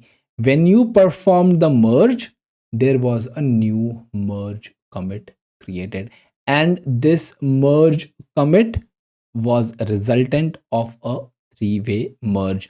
Merge commit links both the branch histories. Now merge commit will have histories of both the branches, which is why when you look at the history of master, you would see the merge commit as well, along with E, D, and all these commits. So master already had 1, 2, 3, 4 commits. It will now also have 5, 6, and this 7th commit as well. And merge commit is helping by linking the history of both the branches, and that is why master will have visibility to all of these. Now once this merge is performed, we can always delete this feature login branch or whatever branch you were dealing with. Now let's go to the CLI and perform a demo for this. I'll come here, I will hit ls, and what I'm doing is I'm continuing the same demo for git merge conflict, because I want you to know the entire workflow. I could have performed these demos in silos and it could have been easier, but I wanted you to have the complete picture end to end, which is why I am using the same files in continuation. So let's see what I want to do next. Now I will create a new branch, git checkout -b, and I will call this bug fix typo. So let's say we are bug fixing a typo error with this branch. Understand, in master, I already have app.txt and login.txt. Since I am creating this branch here, and by default, we know the branch gets created from the latest commit. So the latest commit has both of these files, which is why when I run git checkout -b bug fix typo, I will have both of these files accessible in the bug fix typo branch. So I'll press enter, and this says that we have created the branch and we have also checked out that branch. Now if I run git log one line again, then you see the same thing. I see all the 4 commits which were already existing, because remember where we left here. And what was this state? This state had 4 commits already. So we already have all those 4 commits. It is now that we have created bug fix typo. Bug fix typo is pointing to the same commit from where it was created right now. So once we have more commits in here, it will start pointing to them. And as we know, branches points to the latest commit, and head points to the currently checked out branch. And we also know there is an exception when there is a detached head scenario. In that scenario, head will point to a commit and not to the currently checked out branch, and we'll see that later in this course. Now I want to show you one more thing right now itself. So let's do one thing. I will git checkout master. I will delete what I created. Okay, I will write git branch -d, and then what was the name of the branch? It was bug fix typo. I have deleted this branch. Now what I want to do is I want to recreate this branch, git checkout -b bug fix typo, but this time I want to create this from a different commit. So by default, if I press enter, it gets created from the latest commit, but this time I want to create it from this commit, the first one. If I paste this commit here, this will create this branch from this commit. And if I now press enter, it says that it has switched to this branch. So if I now run git log -- one line, the important thing, guys, I want you to understand is, see, now it is pointing to this commit. It does not know anything about the files, the lines that are added in this commit, or login.txt that was added in the 4th commit. If I press ls, you see only app.txt exists, and app.txt will only have one line, because in our initial commit we only added one line. In commit 2 we added second line, in commit 3 we added 4th line, in commit 4 we added a new file altogether, login.txt.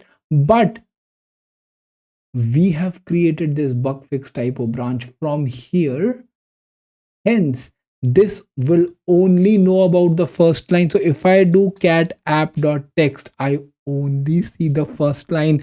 And understanding this is so critical. This is the one that will connect the dots for you. So what has happened right now is, if I show you here, so what we have done is, we have, instead of creating this from commit d, I mean, this diagram is not doing justice. Let me show you the diagram that is meant for this one. So this is the 3-way merge that we are trying to do. So we created a bug fix branch. Initially we created it from commit d, but now I created it from commit a. So if I create this from commit a, then bug fix typo will not point to d. It would point to d if I would have created it from the latest commit in the master. I have created it from the very first commit. So this is now pointing to commit a. That is what you see here. It is pointing to the first commit. I hope this makes sense. Okay. I will now run git checkout master, and then I will again git branch -d. I will delete this bug fix, and then I will recreate it. And this time I will not be naming a commit, because I want to create this from the latest commit itself. Now if I run git log one line, I would see all the 4 commits here. Now let's do a new commit in bug fix typo. So what I am doing here is, I am creating a new file called bugfix.txt, and I'm creating this file in bug fix typo branch. And then this is the commit message I am doing. I'll press enter. Okay, if I now run git log one line, you would see that now bug fix typo is pointing to this fifth commit, and this fifth commit that we have just performed, now bug fix branch is pointing to that commit, because a branch points to the latest commit, and then you have head which is pointing to the currently checked out branch, which is bug fix typo. Now let's add some new work in master as well. But Varun, why are you doing so? Now to demonstrate branch divergence, what do I have to do? To demonstrate branch divergence, I must have new commits when compared from the ancestor in both target and source branch. So in source branch, we have already added a new commit, and let me show you the exact diagram. So what we have done thus far is we have added this commit. Okay, this is our git merge three-way. So we have added this commit. Now what we are doing is now we are adding commit f in the master. So let's go to the CLI. And again, I'm doing this in continuation because I want you to understand how typical workflows look in production. So git checkout master, and here what I will now do is I will add some change in master as well. So what I am doing here is I am again creating a new file, layout.txt git add layout, and I'm adding this. Now if I run ls, I see layout.txt and app.txt and login.txt already exist. Okay, but if I check out git checkout bug fix, and if I run ls here, I won't see layout.txt because layout.txt was created here, right? And our branch was created from D. So it will have knowledge about E and of DCBA, but not of F here. Okay, I hope that point is clear. So now, since we have done this, I will run git log one line. This will show me only bug fix. Okay, but what if I want to see everything? And even when I'm here in this branch or from any branch, I want to see every commit that has happened, I can add hyphen all. So this will show me all the commits. So see, now it is showing master as well. So this is the commit that we performed in bug fix, and this is the commit that we have performed in master just now. Now what I want to do is now I want to perform a three-way merge. So what I will first do is I will go to the branch where I am merging the incoming branch, and that branch is master. So first I will go to master, because like you see in these diagrams, you must be in the branch where you want to merge an incoming branch. So I will be in the master, that is the target, and I will be merging the source, and the source is bug fix typo for us. So let's go to the terminal, and here I will write git merge bug fix typo. And as soon as I did it, it opened an editor for me. And in this editor, you see a commit message is already there. And this is a genuine commit message. Most of the times you will leave it as is, but for now, I will just add a VJ here, Varun Joshi, so that we know that this was something that we modified as well. So this is merge branch bug fix typo, which is a good commit message. I'll have save this, and now you see it says merge made by the ORT strategy bugfix.txt, one file changed, one insertion, and whatever this is. And previously, what did we create in bugfix? We created bugfix.txt, right?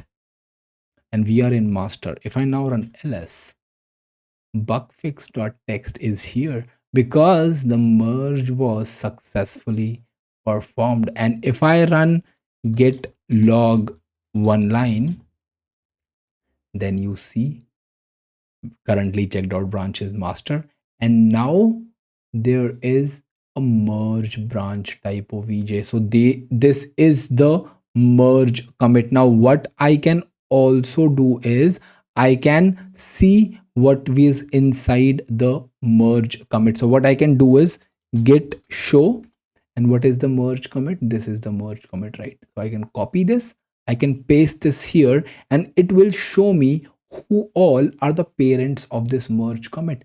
And you see here, merge, this is a merge commit, and the parents of C6 is DD and E5.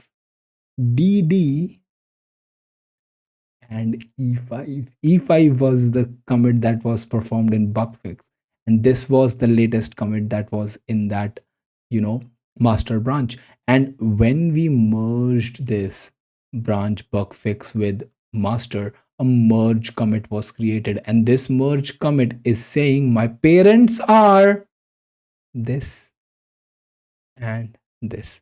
See how simple it is to understand. Now I want to show you one more thing.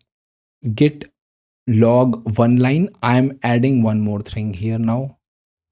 Graph. This will show me properly what happened.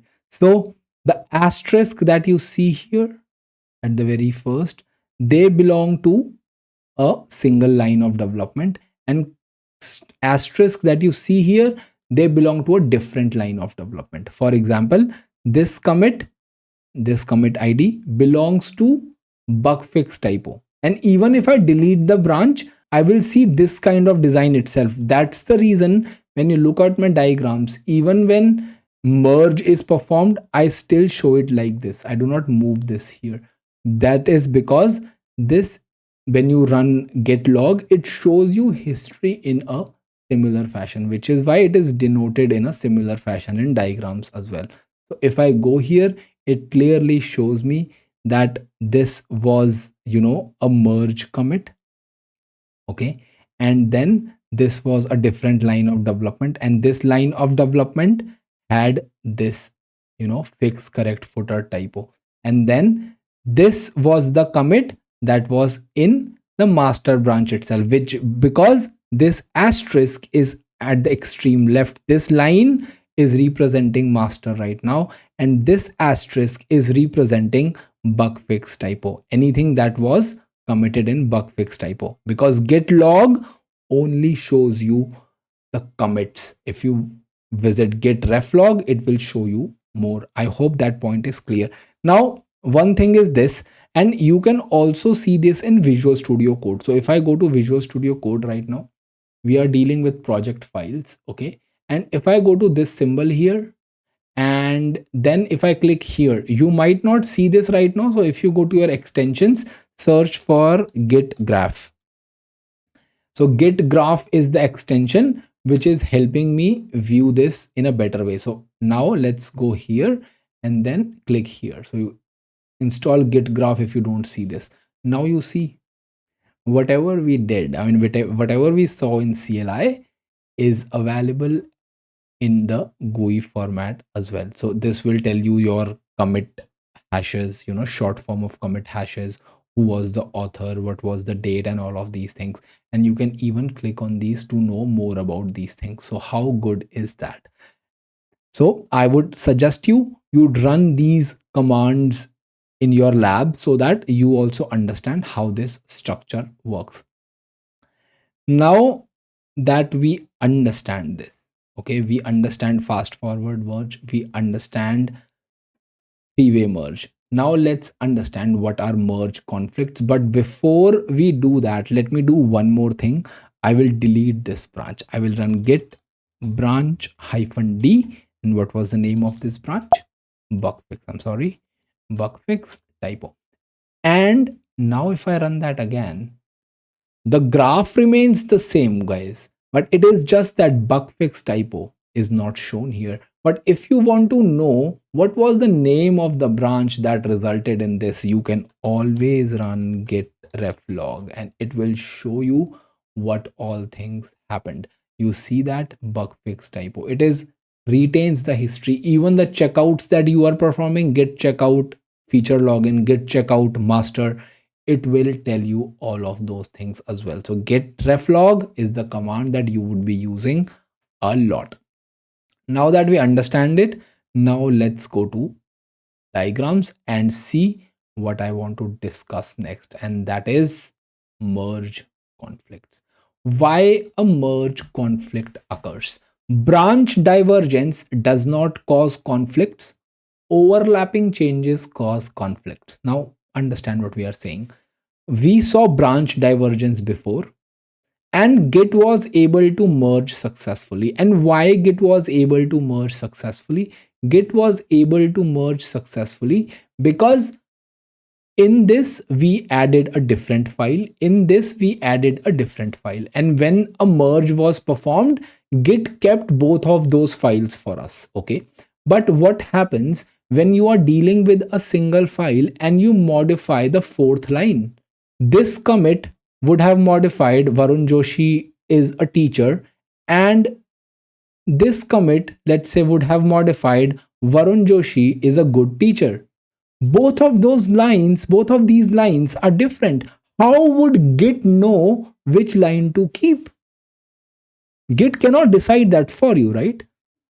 This results in merge conflicts. When you make changes in the same line, in the same file, Git cannot take the decision which line to keep for you. Hence, there is a merge conflict. So why what is a merge conflict? A merge conflict occurs when Git cannot automatically combine changes from different branches because the same part of a file was modified differently. This is the important piece. Both branches modified the same line differently. Like I said, let's say we have app.txt, it has footer color changed to green, and then another branch, that is conflict demo in our example, changes app.txt to have footer color changed to blue in the same line. So if they are in different lines, that's a different scenario altogether.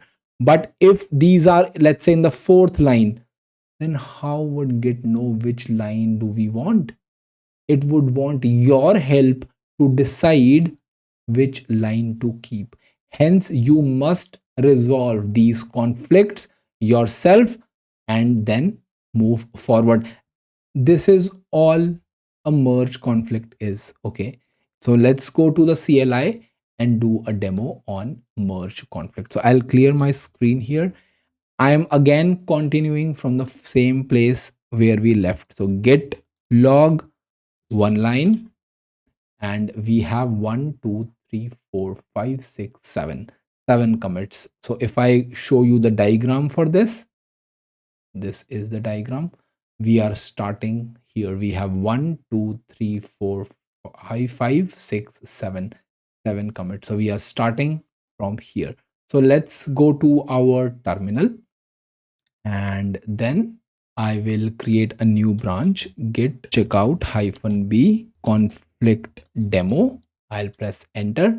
Understand that app.txt already exists. So if I cat in app.txt, it already has these 3 lines that were available from our initial 3 commits. Okay, so if I add this, what I'm saying is footer color changed to blue. I'm writing in app.txt and I am in conflict demo. So in conflict demo, I'm writing the color blue. Let's say I'll press enter, and if I cat app.txt, this has footer color changed to blue. Now what I will do is I'll do git checkout master.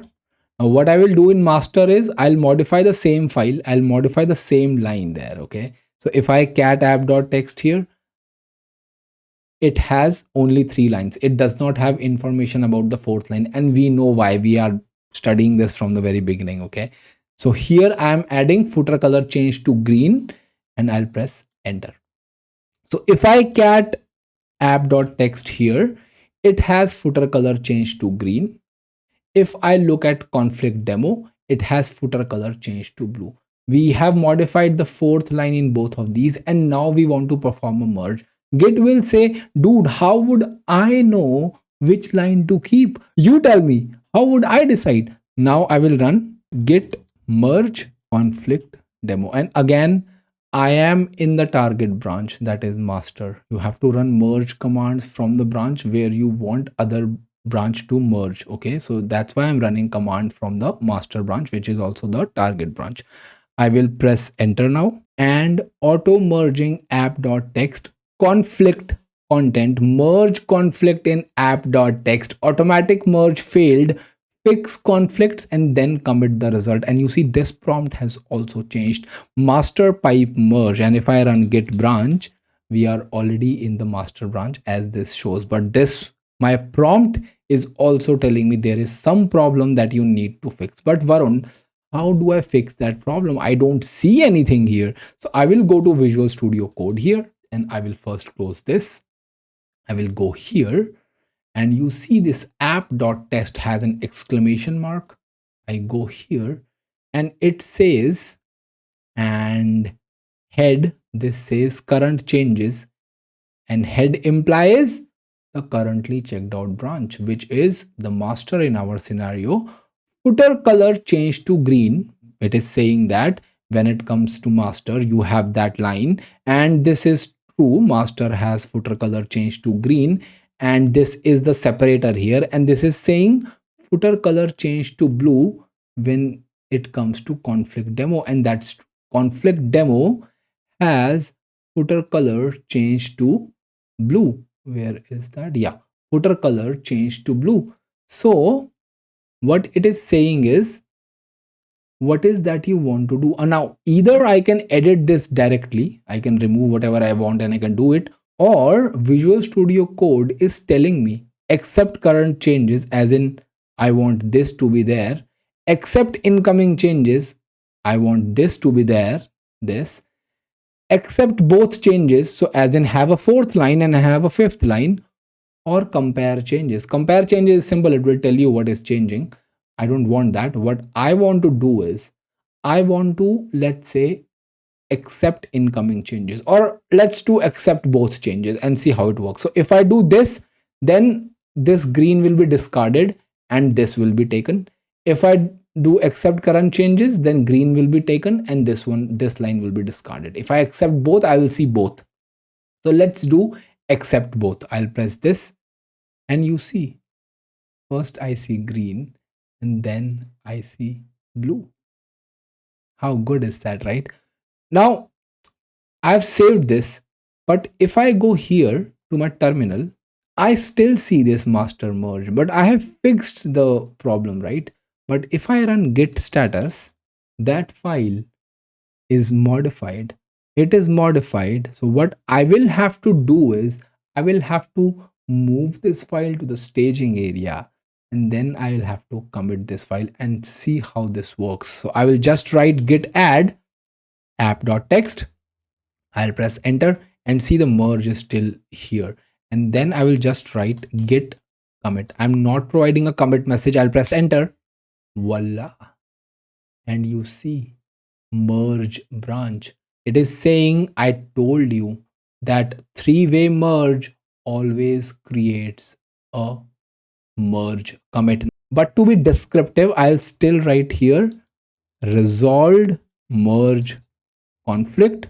I'll also write accepted blue green because we said both. So I'll do escape shift ZZ, and you see now master is alone. There is no merge here.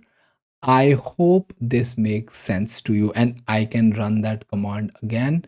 Git, let me type it, git log one line, and you see everything is here now. And if I also write graph here, then you would see the entire graph, that there was a new line of development which was called conflict demo.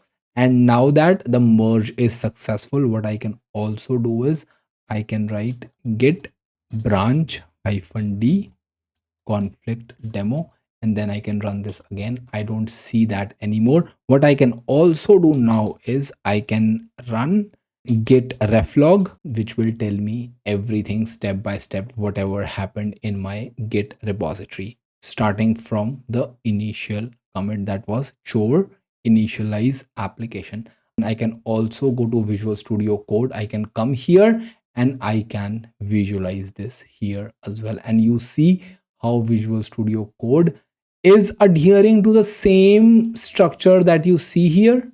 Okay. and it is also having different colors. So here you have different colors, that implies that this was a different branch and this is a different branch, which is why you see different colors. And this commit here represent a commit that was performed in this branch, this line of development. And similarly, this implies this commit was performed in this line of development. It is imperative to understand these graphs, okay? And similarly, this is saying the same thing, and then details can be found if you do this. And similarly here, if you write git log, just git log, and remove everything, then it will show you everything in detail, all these commits. And I'm not sure if decorate or graph will work here with this. Yeah, you can also see graph, okay, longer commits and all these messages. If you want, you can see that as well. I hope these things are clear. Now let's see what I want to discuss next. What we have seen thus far is we are working with the master branch. What you can also do is you can run the command git branch -m master. That's the current name, and I want it to be renamed as main. So this is what you can do. If I press enter, you see it is now renamed as main. So if I now run this git log one line graph, for example, it will show me main here. So that is one way to do it. But what I want to do is, whenever I initialize any repository for user Varun Joshi, I want the branch name to automatically be main. So for that, what I can do is I can run this command, and this command was shown to you when we ran git init initially. So here I will write main, and this will ensure whenever a new branch is created on this machine, it is always created with the main name. And since most of our work is done, what I will do is I will do rm-rf.git, and then I will run rm-rf star. That will delete everything that is in this directory. And you see now the name is gone. So if I, let's say, initialize this again, git init, you see automatically I am given the name main, and the lengthy message that we used to see is no longer here. I hope this is clear. Now I will clear my screen. I will do rm-rf.git again, and I have project files. Now the last topic that I want to discuss today is undoing commits, because we are humans and we make mistakes. So there must be some way via which you can undo a commit, and that is what we are discussing. There are multiple ways to do it. You can use git reset and git revert to undo commit. During development, you may realize that a commit was incorrect, incomplete, or no longer needed. Hence, you must have ways via which you can undo a commit. I again want to reiterate what I said at the very beginning. A commit is an immutable snapshot. You cannot change the commit hash. Of course, you can change the commit, the files that were part of a commit, the directories that were part of the commit, but you cannot change the commit hash itself. So even when you are undoing commits, what changes is the history.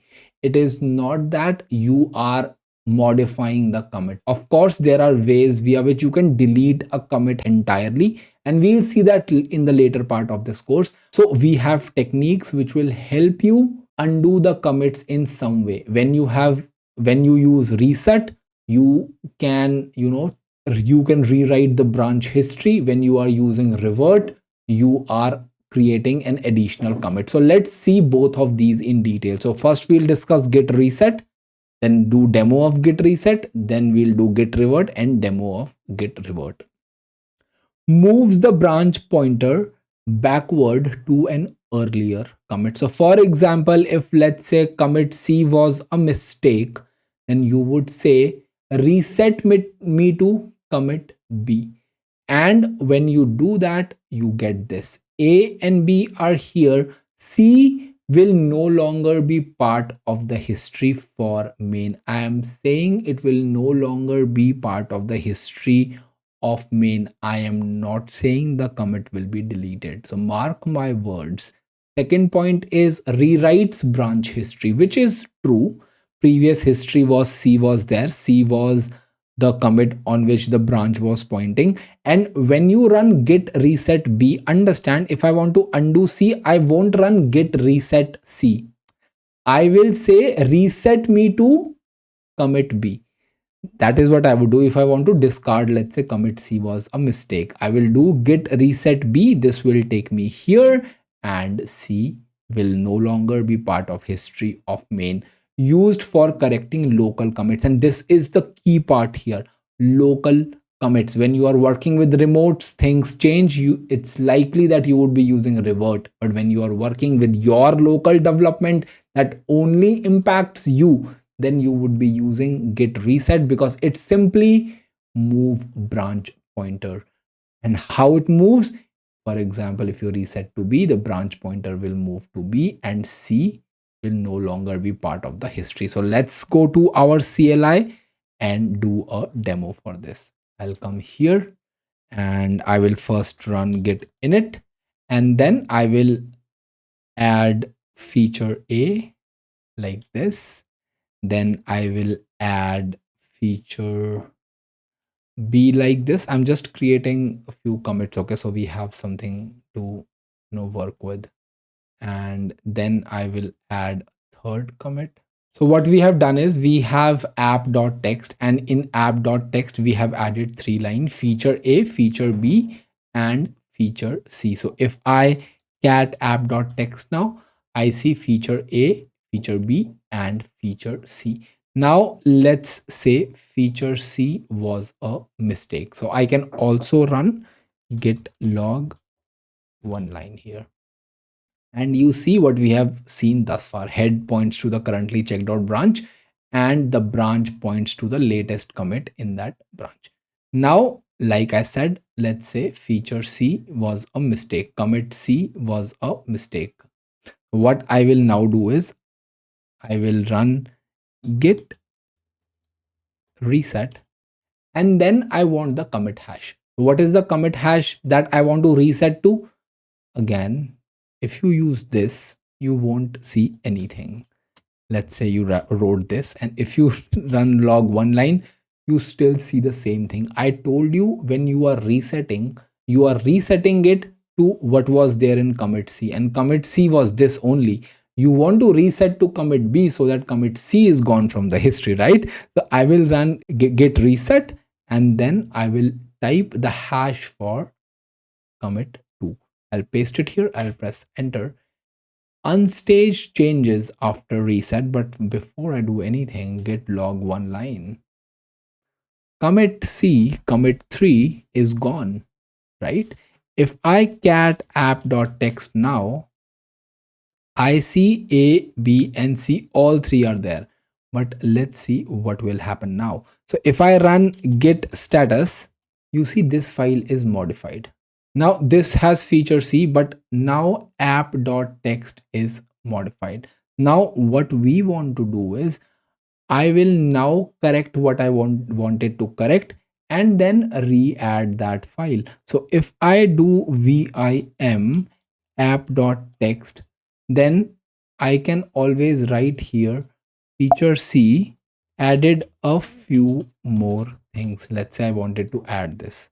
I'll hit Shift ZZ. Understand what is happening right now. See, our that commit is gone.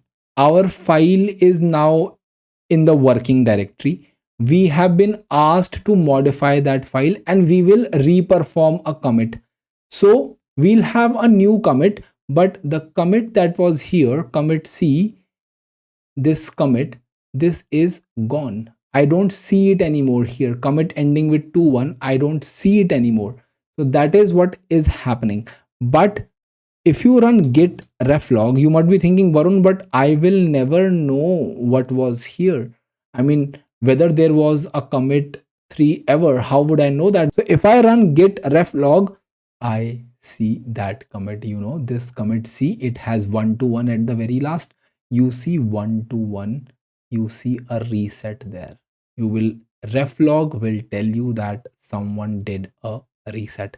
Now we have made changes in our app.txt. If I see it, we have added a new feature. Now I can simply run git add app.txt, and then here I can run git commit -m, and I will have a commit message, and let's call it feature, and then I will say add updated feature C. That's it. And let's do this uppercase, and let me spell this correctly, and then I'll press enter. And if I now run git log one line, then see, you have this with the new commit message. And if I, of course, now if I cat that, it will also have that, and there is a new commit that was created. But if I run git reflog, it will tell me that there was a reset that was done. I hope this is clear. Now let's go to our notes. I want to explain you a few more things. I'll go at the very top. And if I talk about reset, there are different types of reset. So let's see what are these. In this example, we have commit A, B, and C. Then let's say commit C added a new line to app.txt, and that line was login feature added. Now, if you run git reset B that we just did, this is called a mixed reset type. And what is mixed reset type? What happens? Branch moves back, changes becomes unstaged. That is why we had to run git add again. Example is commit C is no longer in branch history, which we saw when we ran git log, but the line remains as an unstaged change. So that line was never gone. Feature C was still written there. And finally, what would be our next action? Our next action was edit if needed. Then we ran git add, and then we finally committed again. So this is the default that you would use 99% of the times. Now let's say when you are performing a commit, your commit message was wrongly put. In that scenario, you can use -- soft reset type. Branch moves back, changes remain staged. In here, changes were unstaged. You had to run git add again. But in here, changes remain staged. So you won't have to run git add again. But here is the key part. Commit C is no longer in the branch history. We understand that because we are resetting. But login feature added is still staged. So you have the file that is already staged. Next action would be you will have to recommit it. So you would recommit with possibly with a corrected commit message. So soft is typically used when you want to correct your commit message. Last one is -- hard. Branch moves back, changes are removed from working directory. So if I had used -- hard in our example, then feature C, which was our third line. So if I go to our terminal, this line that you see here, features C, this line would have been removed, and commit changes are removed from working directory. Commit C is no longer in branch history, which is obvious because it's a reset, and the line is removed from app.txt, which we just discussed. Feature C, if there was, will be removed. Here you can start fresh, make changes, stage, and then commit again. I hope this makes sense. 99% of the times, rather 99.99% of the times, you would be using the default, which is -- mixed. The commit is not immediately deleted. It becomes unreachable from the branch and can often be recovered using git reflog. And we'll see as we progress with our lectures how this works. Now, let's talk about the other type, that is git revert. Git revert creates a new commit that reverses an earlier commit. So what this will do is creates a new commit that reverses an earlier commit. So let's say in commit C, you added a third line called feature C, and then you hit git revert. Then feature C line will be removed and you will get a fresh start from here. But why this is used is it preserves the history. So commit C still stays, but the commit D that happens does not have the changes that were done as part of commit C. So for example, let's say you had 10 files and you deleted 2 files as part of commit C. When you revert this, commit D will not have those two files deleted, as in creates a new commit that reverses an earlier commit, preserves existing history commonly used in shared repositories. Now, what are shared repository? Shared repository is a repository that is hosted on remote, like GitHub, which is used for collaboration, that is used by multiple developers for collaboration, as we have seen thus far in this lecture. Git log will show both commit C and D, that is history is preserved. And why this is useful? Because when you are collaborating with different engineers, when different engineers are working on a single repository, then you would want that whatever changes you did mistakenly should also be visible to others, so that others know why something looks like this. Hence it is important that you know Git revert is predominantly used when you are working with shared repository, and Git reset is used when you are working locally. That is, your changes only impact you. Simple rule: if the commit exists only locally, Git reset is usually appropriate. If the commit was already pushed, use Git revert. So if you have pushed once, then it is recommended you always use Git revert so that the history remains intact. Now let's see a demo for this. I will go to item. So this is the last topic. I'll end this lecture after this. Then I will do rm-rf.git. Do we have any files here? rm-rf app.text. Now what I will do is I will again have three commits, right? I'll copy these three commits, and this time I'll copy all of them at once. I was copying one by one because I wanted the commits to have different timestamps, but now we already know those things. So I'll press enter, and as expected, I should be running git init first, and I'll run git init, and then I will do this commit. So if I run git log one line, I see I have three commits with feature A, B, and C. What I can now do is git revert. Let's say I want to revert whatever was done in the third commit.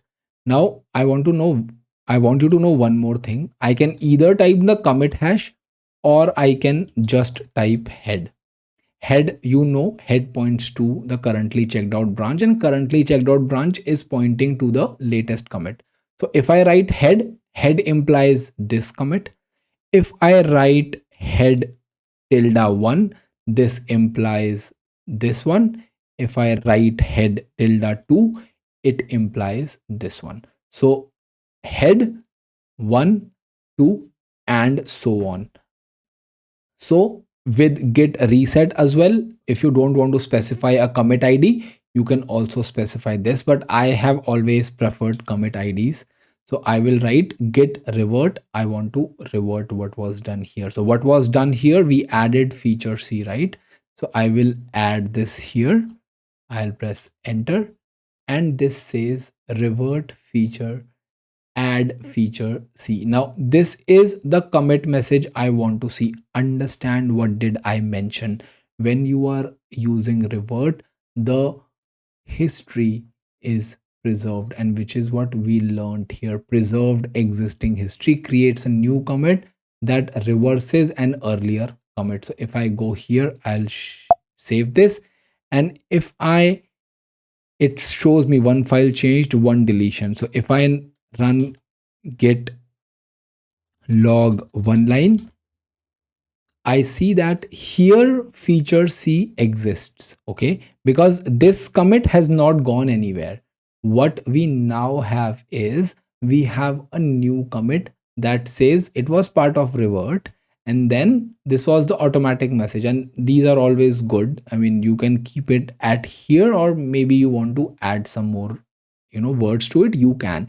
So feature, add feature. See, now what I would now see is, if I do cat, first let's run git status, you don't see anything. But if I cat this file app.text, you would see that feature C is gone, because that part was done by me by mistake. So if I had deleted, let's say 30-40 files, or I would have changed code at multiple places, and if I wanted to go back because I messed up something, then I can quickly use git revert and it will take me back to the working stage. And working stage, let's say in our example, was this one when commit third was not performed.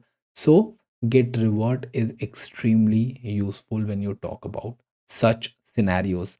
I hope this is clear and I have discussed all that I wanted to. That concludes part 1 of Git Masterclass. In this lecture, we explored the core foundations of Git. You saw how Git manages history through commits, how the working directory, staging area, and repository interact, and how branches enable safe parallel development.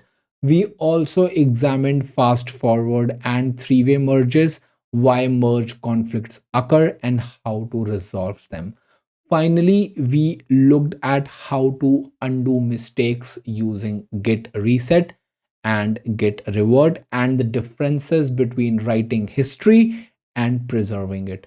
These concepts form the mental model required to use Git confidently in real engineering environments. In part 2 of Git Masterclass, we will explore remote repositories, push and pull workflows, pull requests, rebasing strategies, and collaboration pattern used by real teams. If you have any questions, feel free to ask them in the comment section and I will reply. If this helped, do consider liking, sharing, and subscribing. It will mean a lot to me. Thank you very much.